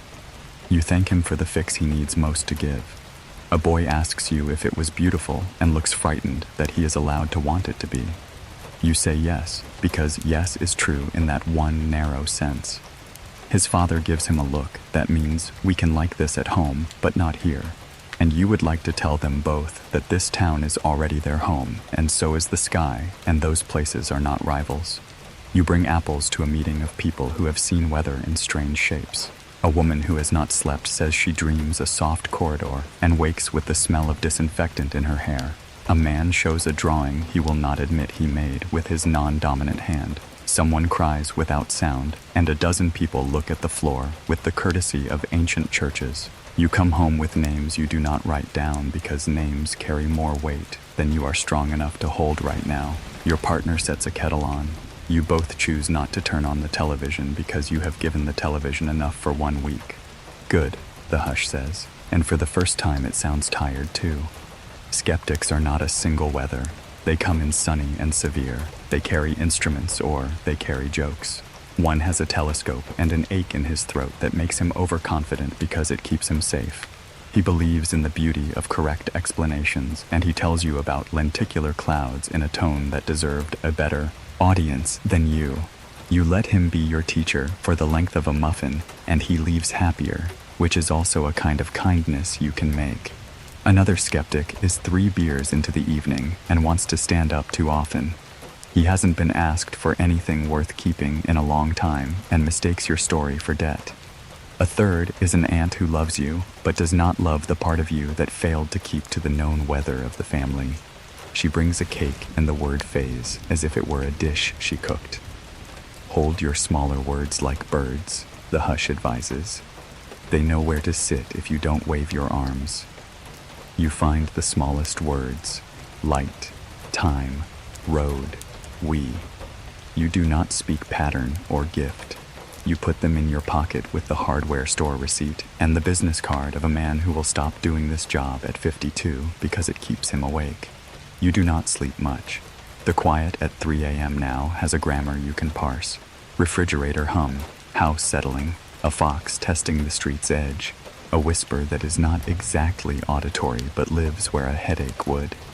Observe, align, accept. You do not argue. You tell the hush you are trying to obey in public too, but public has hands, and public wants something it can hold up to light and label and store. The hush replies with a tone that might be sympathy and might be the acoustic of a larger room than yours. On a Thursday, you wake with 4 thumbprint bruises over your left hip. You stand in the bathroom and watch water hurry past them. Your partner chooses not to say, "Let's not go out tonight," but you both agree to forget a dinner you were meant to attend. You eat buttery eggs in the living room, and the news says the air guard was nowhere near there, and also everywhere, and your tape rewinds to the beginning and refuses to play, and then plays, and then chooses a new speed as if it is an animal that has learned a trick. You have not told the circle about the tapes. The circle grows its own gravity and will pull them from your hands if you let it. You hold them like warm bread you cannot explain you have baked. They will want to borrow, the hush warns. They will forget to return. And then the harder circle arrives, the one with chairs and minutes and table name placards that cannot quite be read from where you sit. You do not know how you were invited. Perhaps the man from the sedan told someone with a calendar. The room is carpeted with the sound of very careful shoes. A woman with pen-tidy handwriting says they are interested in atmospheric anomalies. A man with careful hair nods in a way that means he is also interested in budgets. You tell the simple thing again, its grooves worn smoother now.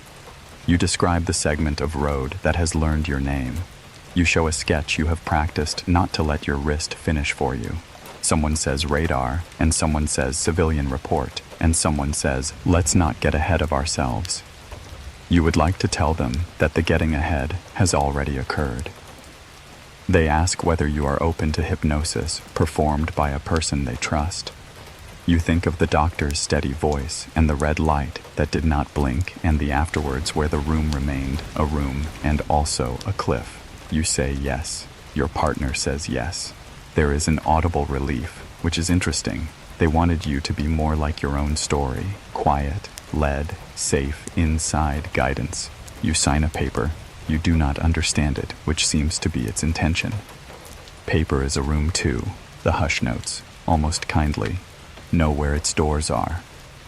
When you leave the building, noon has decided to snow. The air is full of uncommitted flakes. The street smells like winter's hard candy. You and your partner stand under a small sky that has not decided whether to give you an afternoon. You are so tired that your hands feel as if they belong to a person who would make better choices. A figure across the lot watches without pretending not to. You know the species now, polite, crisp, preoccupied with the integrity of narrative. They do not approach. They do not leave. They are a parent whose child is almost at the crosswalk and will assess the street by not looking at it. Home? Your partner asks, their mouth choosing the gentlest map. You nod. You drive. The tires sing a little on wet. The pines on your street hold snow the way a seam holds thread. Inside, the house takes your coats with the mild surprise of furniture that has learned you come back from things. On the kitchen table, the tapes, a notebook with circles that refuse to be only circles, a card with a name that isn't the name you will use for him when you talk later, the teapot with a lid you keep misplacing because the lid has decided it wants to be found by a future version of you who is better at endings. Your partner turns the radio on very low. You warm your hands on a mug and wonder if warmth can be made into proof. The circle of skeptics has not closed. It breathes, expands, retracts, as organisms do. You are inside it and outside it, and the edge is where you live now. Do we keep telling? They ask, not because they doubt, but because they love the version of you that can sleep. You look at the window where evening majors in being a window. You look at the snow and its careful handwriting. You feel, in the softest cartilage behind your sternum, the pattern humming, the yes that is not consent so much as recognition. We tell what we can, you say. We keep what we must. It is not a brave sentence, just a true one you have polished enough to hold. Somewhere at the edge of hearing, the hush approves, or the kettle boils. They sound alike when you are this tired. And as you stand to close the curtains, the world gently, professionally going dark, the phone rings in a tone that has learned the difference between news and a reminder. You reach for it knowing either the sedan is calling, or the station, or the friend of a friend, or a voice that will say nothing and ask you everything. You lift the receiver, the line breathes once, and in that single breath, you hear paper move, and a drawer open, and the whisper you thought was only yours say, paper breathes when no one's watching. Drawers open without sound. Somewhere in a locked office, your name waits inside a file that cannot keep still, its words rearranging when you look away. It begins as a dream of paper. You are standing in a room where the walls are filing cabinets, tall as trees, metal cool and endless. Their drawers slide in and out without hands, opening to reveal folders stamped with words that shift like shadows. You try to read them, but the letters dissolve, regroup, rewrite themselves into different names, different dates, none of which stay long enough to hold. You reach for one, and as you do, a drawer slams shut. Another opens across the room. Inside it, you see your own handwriting, though you don't remember writing it. Sketches of circles, patterns, maps of stars not on any chart. The folders rustle like leaves, breathing, and then a whisper drifts through the cabinets, soft, layered, not quite sound. We keep what you forget. You wake with the image of drawers still sliding in the dark, filing away the parts of you never agreed to give. The days feel strange now, unsettled, as though reality itself is reorganizing. Mail arrives out of order, postmarked 2 weeks ago, but delivered only now. Newspapers left on your step carry stories you don't remember being written, headlines that seem to dissolve when you read them twice. Your partner notices it too. They hold up a letter one morning, their hand trembling. "This wasn't here yesterday," they whisper. "And it's stamped before we even went on the drive." Inside the envelope is a blank page, except for a faint circle pressed into the paper as though embossed by invisible hands. You fold it back up carefully, as if it might bruise, and place it in a drawer. Later, when you return to check, the paper is gone. The drawer holds only dust. You begin to notice patterns in the world around you. At the library, you search old records of sightings, dusty clippings, yellowed pages. You spread them across a table, eyes scanning for familiar shapes. But the text won't stay still. One paragraph swears it was balloons. The next time you read it, the same paragraph says radar picked up something vast. A third reading reduces it to swamp gas, then erases itself entirely. You rub your eyes, trembling. The librarian frowns from across the room, but when they approach, the page shows only blank white. "Files do not rest," the hush in your head explains. "They are alive with edits." Your partner leans over, their eyes wide. They whisper, "I saw the map. It was there, in the margins. Then it wasn't." You fold the newspaper closed, hands shaking. The letters seem to breathe against your fingers. Government files arrive next, though you never asked for them. A thick envelope appears on your porch one evening, unmarked, anonymous. Inside are photocopies, reports stamped with dates, places, names of officials blurred by black bars. Each page hums faintly with censorship, inked lines crossing out entire paragraphs, entire truths. You hold one up to the light. Behind the ink, faint impressions of words remain, like ghosts refusing to be silenced. They shift as you squint, forming sentences you almost understand. Intercepted craft, anomalous, civilian witnesses unreliable, memory contamination. Another page lists your name, and beside it, your partner's. The ink smears when you touch it, staining your fingertips silver. You drop the file, your chest tight. The pages scatter across the floor, sliding as though pushed by unseen hands. Your partner kneels, gathering them quickly. Their voice is sharp, urgent. "We shouldn't have these." But even as they speak, the papers rearrange themselves, shuffling into new orders, words rewriting mid-sentence. And through the shifting letters, you hear the whisper, "We file you as we find you." Sleep grows thin. At night, you dream of rooms full of cabinets again. Drawers open, shut, the sound like distant thunder. Papers flutter, maps redraw, words rewrite. You wake gasping, only to find papers scattered across your kitchen table that you don't remember placing there. Some are yours, notes scribbled in your own hand. Others are not. Diagrams, photographs, transcripts of conversations you never had but somehow recognize. One photograph shows the pines, the very stretch of road where the light came down. A circle glows faintly on the ground, though the picture is black and white. On the back, someone has written, "Recovered, contained, witnesses observed." Your partner stares at it, pale. "Who took this?" You don't answer. You can't. Because in your bones, you know the truth. The files are not being kept by people alone. You notice the men again, the same plain sedan parked across from your house, the same faces glimpsed at diners, on sidewalks, at gas stations. They don't approach, they don't ask, they only watch, clipboards on their laps, pens moving as though sketching every breath you take. Once, you walk past one and glance at his paper. The words are there, rows of notes, but as you lean closer, the letters dissolve, rearrange into circles, spirals, patterns you know too well. The man closes the folder quickly, meeting your eyes with a blank stare. Your chest burns. That night, your partner whispers, "They're not only government." You know that, don't you? You nod. Because you do. The files are not simply human. The files are alive. One evening, the phone rings. You lift the receiver. Silence. Then the faint hiss of static. And layered within it, a voice, soft, distorted, speaking as though from underwater. Files cannot contain. We edit as they edit you. Your hand trembles. Who is this? You whisper. No reply.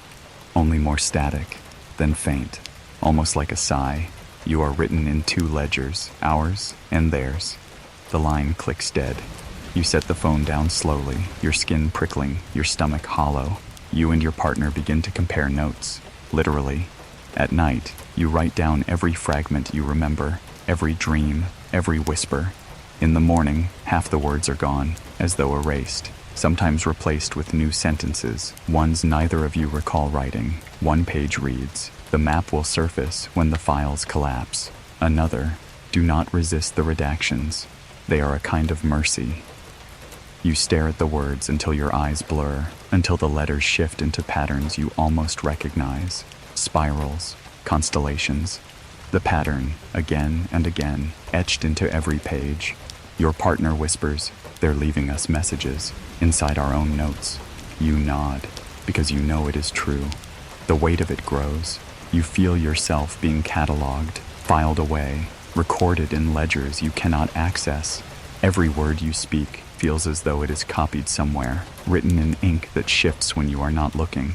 The skeptics laugh, the officials deny, the papers rearrange, but the forest remembers, the light remembers, the visitors remember, and the files, they will not sit still. That night, you wake to a sound, drawers sliding, paper rustling. You rise quietly, heart pounding, and walk into the kitchen. The table is covered in files, pages spread wide, glowing faintly in silver light that leaks from nowhere. The words rearrange themselves as you watch, sentences rewriting, diagrams pulsing. At the center of the table lies a single page, brighter than the rest. You step closer, trembling. On it is the pattern, circles, spirals, stars connected by lines of light. And beneath it, words pressed deep into the page, as if written by a hand that knew you would read them. The next drawer opens soon. It begins with a blip, a single pulse on a green screen, round and bright, where nothing should be. Then another, then many. The sky fills with signals, and in the quiet hum of machines, the night writes its name.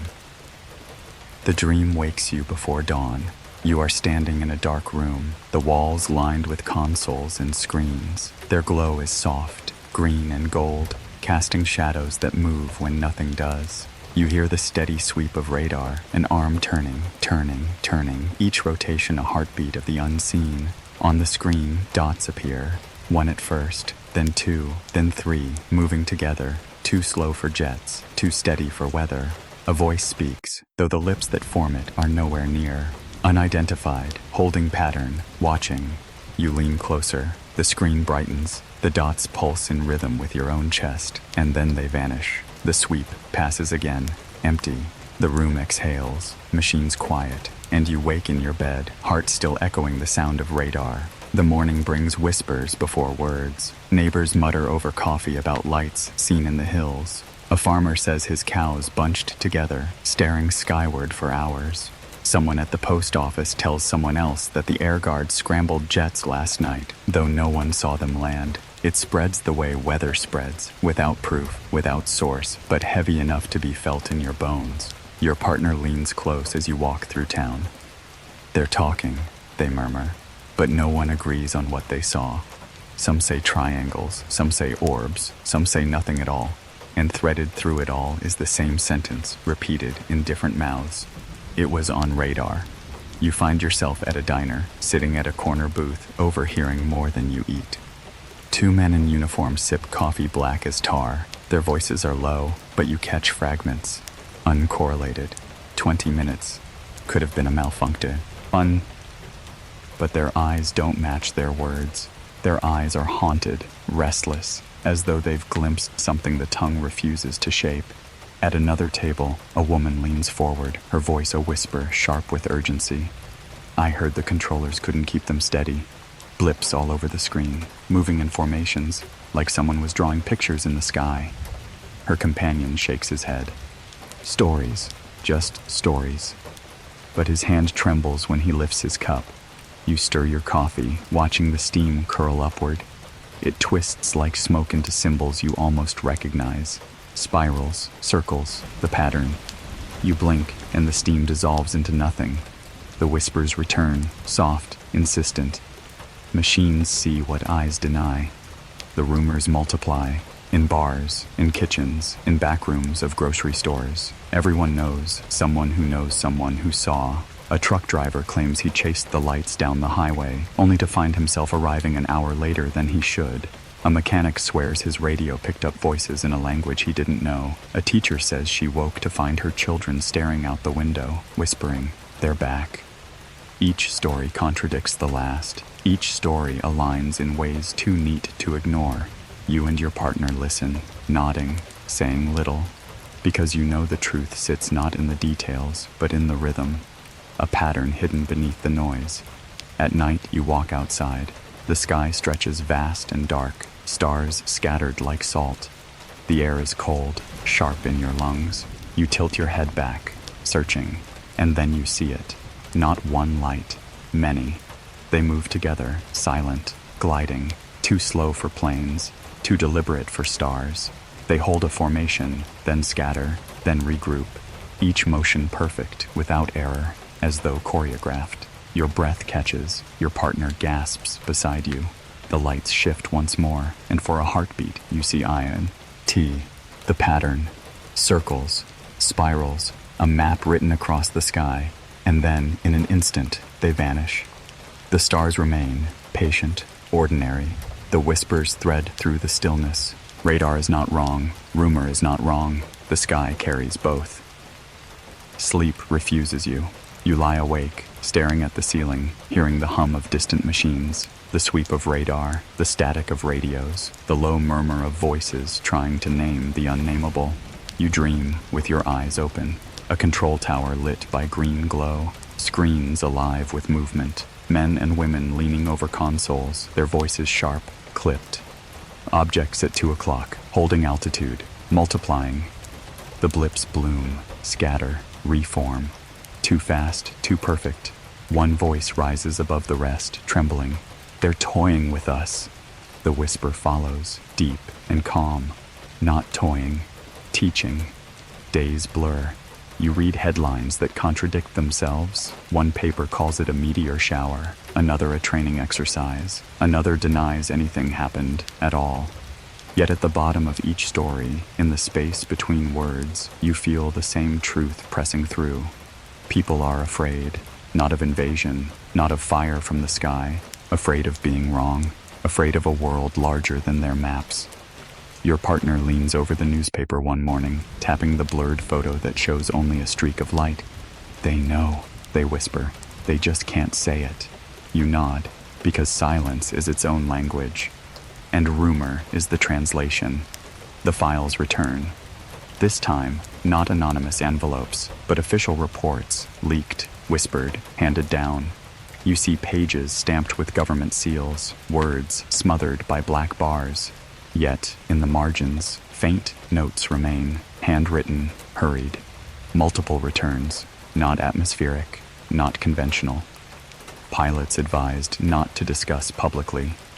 Patterns resemble prior incident. The word pattern glows on the page, sharp as a blade. You trace it with your finger. The ink smudges, staining your skin silver. The whispers hum, patient. They record because they remember. They redact because they fear UBM. Jinn to see the shape of it. Radar is the skeleton. Rumor is the flesh. Together, they form a creature that moves through the world, half fact, half story, alive in the spaces where belief and denial meet. You are caught inside it now. Every whisper in a bar, every blip on a screen, every story told in hushed tones across kitchen tables. They weave together into something larger, something undeniable, and through it all, the pattern glows, hidden in plain sight. One night, the phone rings again. You lift the receiver, static. Then a voice, distorted, faint. Objects tracked, multiples, formation change, no known craft. You clutch the phone, your heart hammering. Who is this? The line hisses, then the voice returns, quieter. They are here, watching, waiting. The click of disconnection leaves you in silence. Your partner watches you, pale, trembling. What did they say? You swallow, unable to answer, because the truth is too heavy for words. That night you step outside again. The forest is still, the sky is wide. You wait, and slowly the stars rearrange themselves, circles, spirals, lines threading through darkness. The pattern, always the pattern. The whispers come one last time, deep and certain. Rumor is a seed, radar is the root, truth is the tree. Your chest burns, your eyes blur. You reach for your partner's hand. Together, you watch the sky, and you know the next signal is already coming. The pages arrive already wounded, sentences blackened into silence, whole paragraphs missing, erased like footprints in snow. Yet the words you do see seem alive, shifting when you glance away, whispering truths through the spaces where language should be. The dream begins in ink. Black lines snake across a page, thick and heavy, smothering whatever lay beneath. At first, you think they are strokes of a pen, but then they begin to move, curling like living vines. They writhe across the paper, swallowing letters, blotting out entire stories.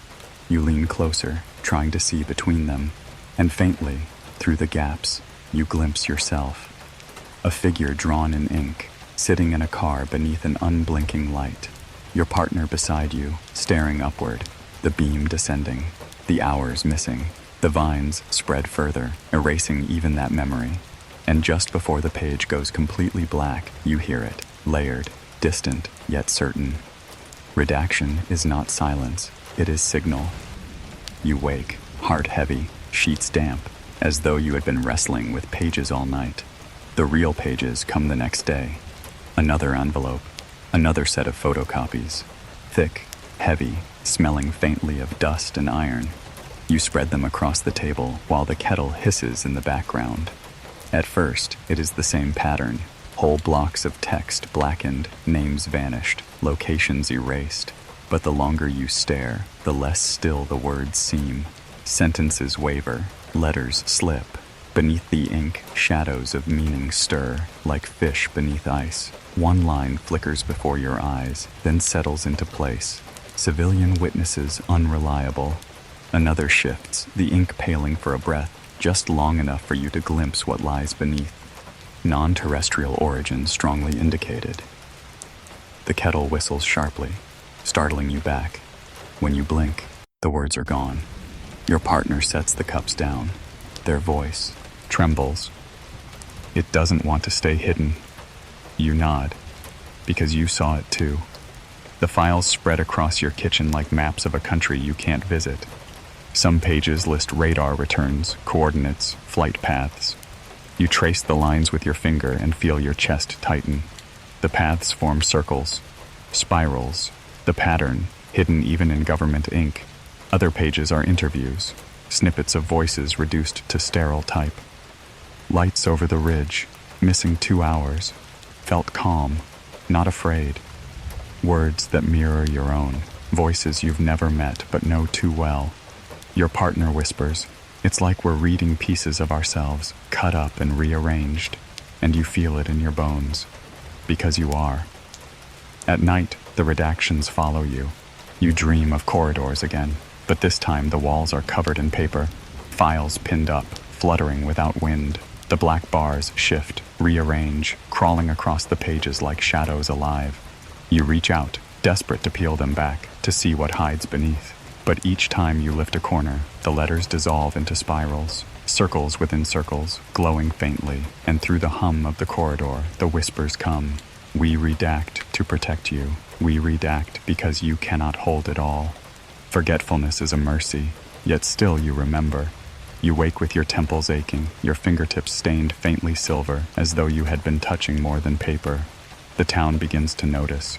Stories spread of officials arriving unannounced, of neighbors questioned about lights they never saw, of files seized and then returned thinner, lighter, hollowed of meaning. One man shows you a letter he received, typed neatly, warning him not to inflame public imagination. But when he hands it to you, the letter is blank. Only faint impressions remain where words should be, as though erased not by hand but by intent. Your partner frowns, folding the page carefully. It's not just what they hide, it's how the hiding itself becomes the story. You nod, because the silence feels louder than the words. One evening you hear voices on the radio, not broadcast, not music, static, layered with fragments. Negative contact returns consistent, unidentified craft. Do not disclose. Redact for civilian release. Pattern observed. Alignment confirmed. The voices crackle, distort, vanish. But one phrase lingers, clear and deliberate. Under the redaction, the truth remains. You grip the dial, breath shallow. The radio hums faintly, even after the voices fade.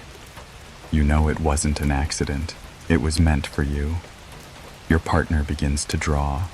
At first, just circles, scribbled absently on napkins, in margins, on scraps of paper. But soon the drawings become more elaborate, spirals threading through constellations, maps that shift if you stare too long, patterns that match the very ones hidden beneath black ink. You watch them work, their eyes distant, their hand moving as though guided by something unseen. "What are you drawing?" you whisper.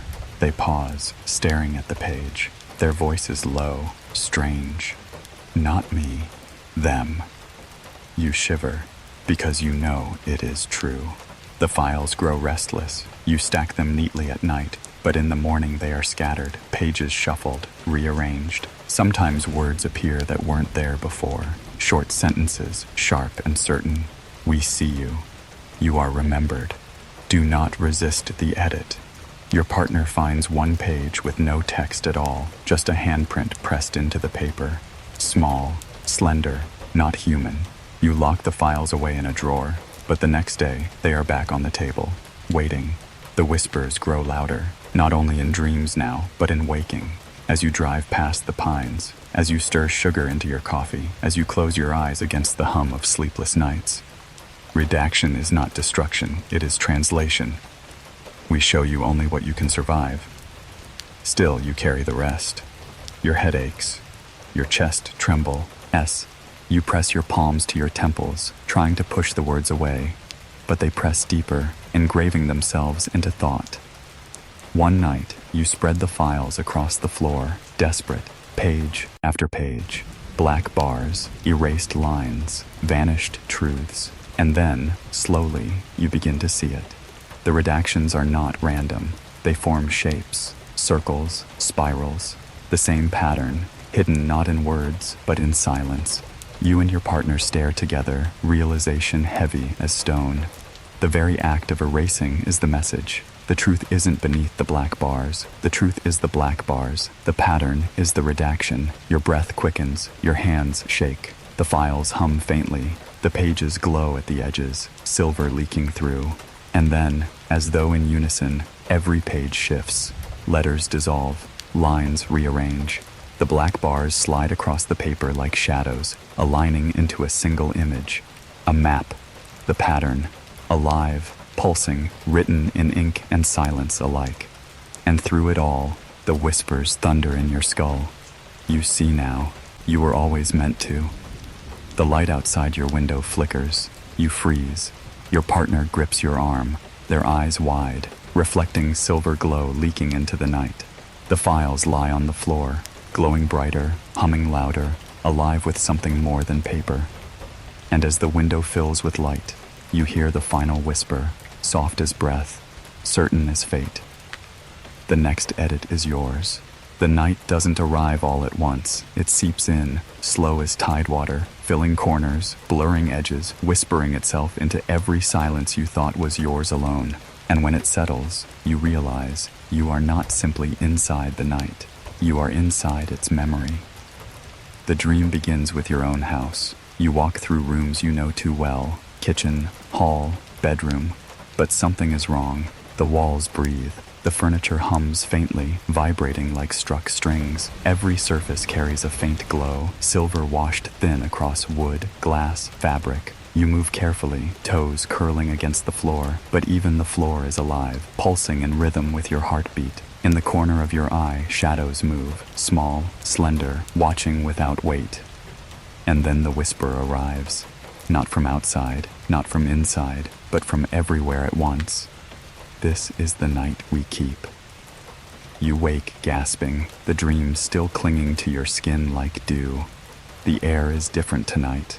You feel it before you even step outside. Heavy, weighting, saturated with something that isn't weather. The lamps along your street flicker when you pass, buzzing faintly. The pines across the yard shiver though no wind stirs. Your partner stands by the window, staring upward. Their voice is low, steady. They're here. You follow their gaze. Above, the stars are too many, too bright. The sky is a field scattered with fire, each point burning sharper than it should. But threaded among them are lights that do not belong, steady, patient, unblinking. They move together, not like planes, not like meteors, like thought given form. And then, as though noticing you, they stop. Your chest tightens. The whispers brush the edges of your mind. Come into the silence. You step outside. The night folds around you, cool and damp, smelling of pine and frost. The ground crunches underfoot, every sound too loud in the thick quiet.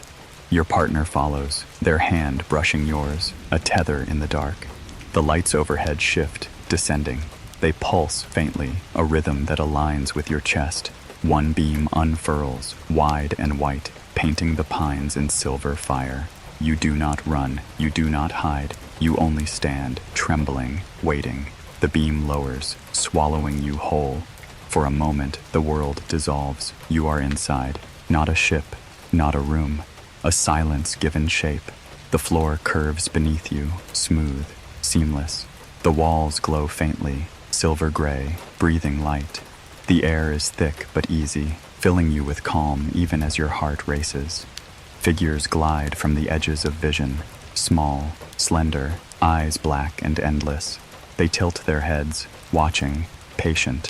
One raises its hand, not to command, not to threaten, to welcome, and the whisper hums.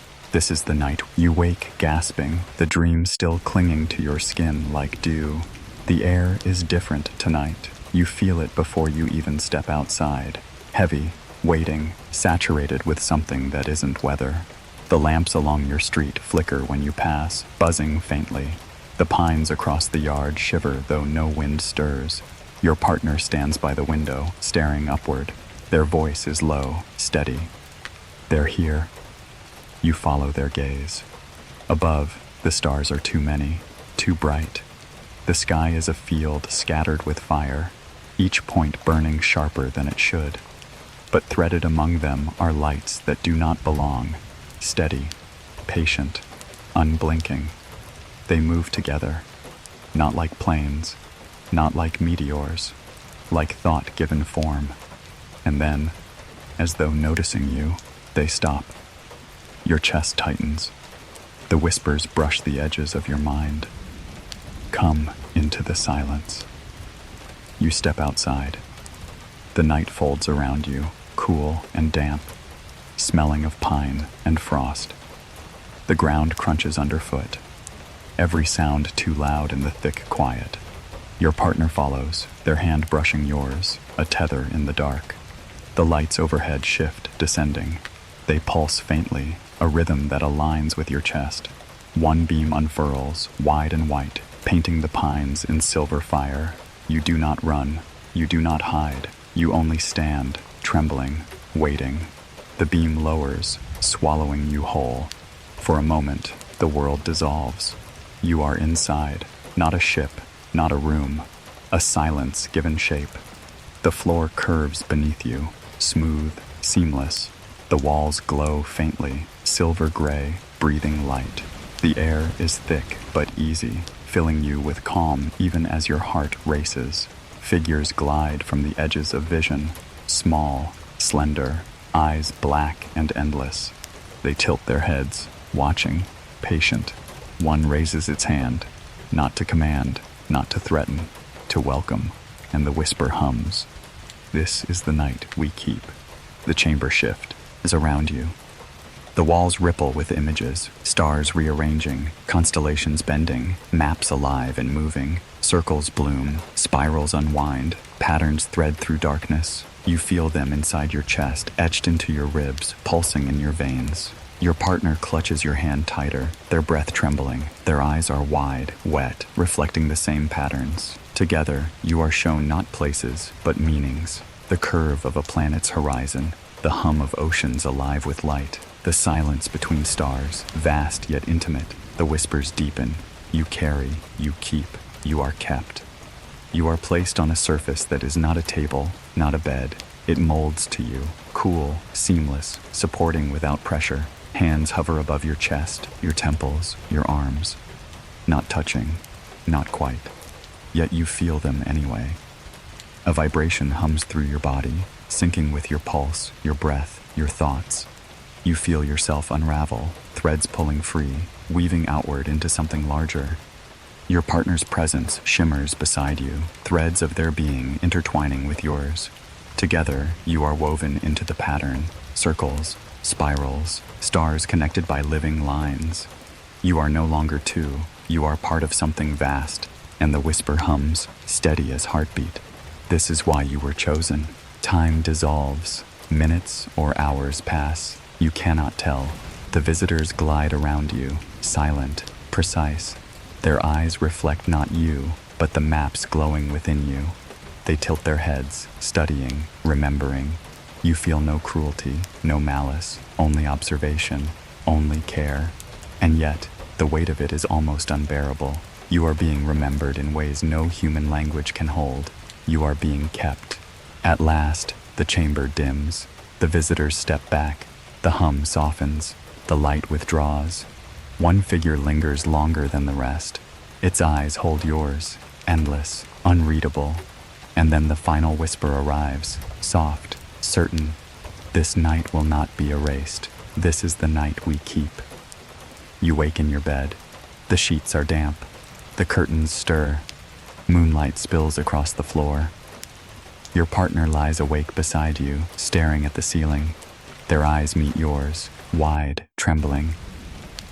You felt it too, they whisper. You nod, because you both did. The night outside is quiet, too quiet. But inside you, the pattern hums, alive, permanent, and you know, with certainty, that this night is not one to forget. This night is one to keep.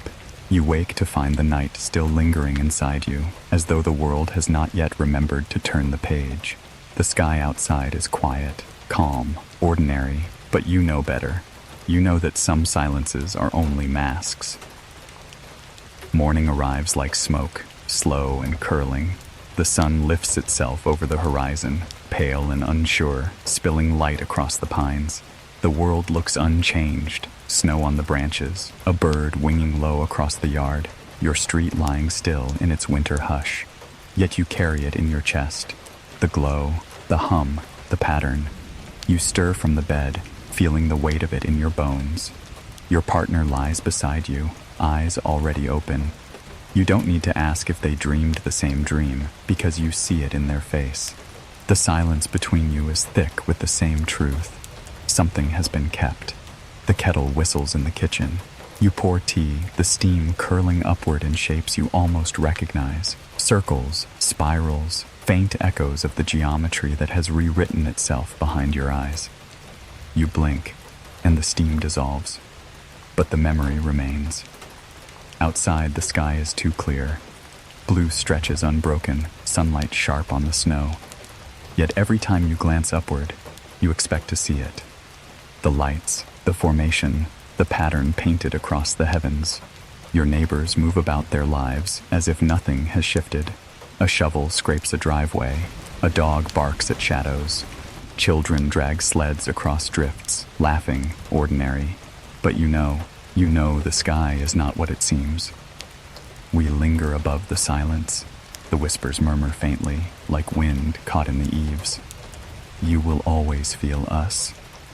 Your chest tightens, not with fear, but with the ache of knowing. The days pass. News arrives in fragments, short articles buried on back pages, whispers of radar anomalies, reports of pilots seeing what they shouldn't. Officials deny, papers redact, neighbors ache their heads. But rumor persists. At the market, you overhear someone whisper, "They said the blips vanished as if they were never there." Another murmurs, "My uncle swears he saw the lights over the ridge." Each story contradicts the last, yet all of them rhyme. And through every voice, you hear the echo of your own night. The one you keep, the one no report, no denial can erase. Your partner grips your arm one evening, their breath fogging the window as they stare at the stars. "They'll never believe us," they whisper. You place your hand over theirs. "We don't need them to." Because belief is not what matters. What matters is memory, and memory is yours. The forest becomes your confessional. You walk beneath the pines often now, listening to the hush between branches. The ground crunches softly, needles breaking beneath your boots. Each step feels heavier, as though the forest remembers too. At times, you pause and feel it. The hum beneath the earth, faint but steady. It thrums in rhythm with your chest, aligning, reminding. Once, you see it again. A circle pressed into the soil, faint, half hidden beneath frost and leaves. You kneel, trembling, tracing the line with your fingertips. Your partner stands beside you, silent, reverent. The whispers slip through the trees. We keep what the earth remembers. And now, you do too. At night, the sky becomes your companion. You sit on the porch, wrapped in blankets, eyes tilted upward. The stars glow ordinary, yet every so often you catch it. A flicker, a shift, a light that does not blink. You hold your breath, waiting. Sometimes it lingers, pulsing faintly. Sometimes it vanishes before you can name it. But always, it leaves you with the same quiet certainty. They are still here. Your partner joins you, their shoulder against yours. Together, you whisper the truths you cannot speak aloud. That the silence is not empty. That the redactions are not erasures. That the night you keep is still alive in the sky after. The dreams never leave. Some nights, you walk again through corridors of silver light, walls breathing faintly. Figures glide at the edges of vision, eyes endless and calm. They do not speak. They do not need to. Their presence presses against you like memory itself. Other nights, you see the map. Stars blooming into constellations, spirals threading through circles, a pattern too vast to hold. Each time, it rearranges itself, offering new paths, new meanings. You wake with tears on your cheeks, not from fear, but from the weight of being shown too much beauty. Your partner whispers in the dark, "Do you think we'll see them again?" You close your eyes, the pattern pulsing behind your lids. We already do. Because the sky after is never empty. It carries them, always. The whispers remain, faint but steady, not constant, not overwhelming. Just there, like a heartbeat you sometimes forget to notice. Observe. Align. Accept. At times, they comfort. At times, they unsettle. But always, they remind you. You are part of something larger, something unerasable. You carry the pattern now. It hums in your bones, blooms in your dreams, threads through every glance at the night sky. And though the world may scoff, may deny, may redact, you know, because the sky after remembers. One evening you stand in the yard, staring upward. The air is crisp, the stars sharp, and there it is. A light, steady, unblinking, hovering above the pines. It does not move quickly, it does not flash, it simply waits. You raise your hand, trembling, as though greeting it. Your partner steps beside you, mirroring the gesture. The light pulses once, faint but certain, and then it vanishes. The stars remain, patient, ordinary, but your chest hums, alive, permanent. You walk back inside, the night still clinging to your skin. The house is quiet. The kettle whistles softly. The papers on the table lie ill, their redactions silent for now. But inside you, the pattern glows, and you know, with certainty, that this story is not ending, because the night you keep is alive in the sky after, waiting, watching, remembering.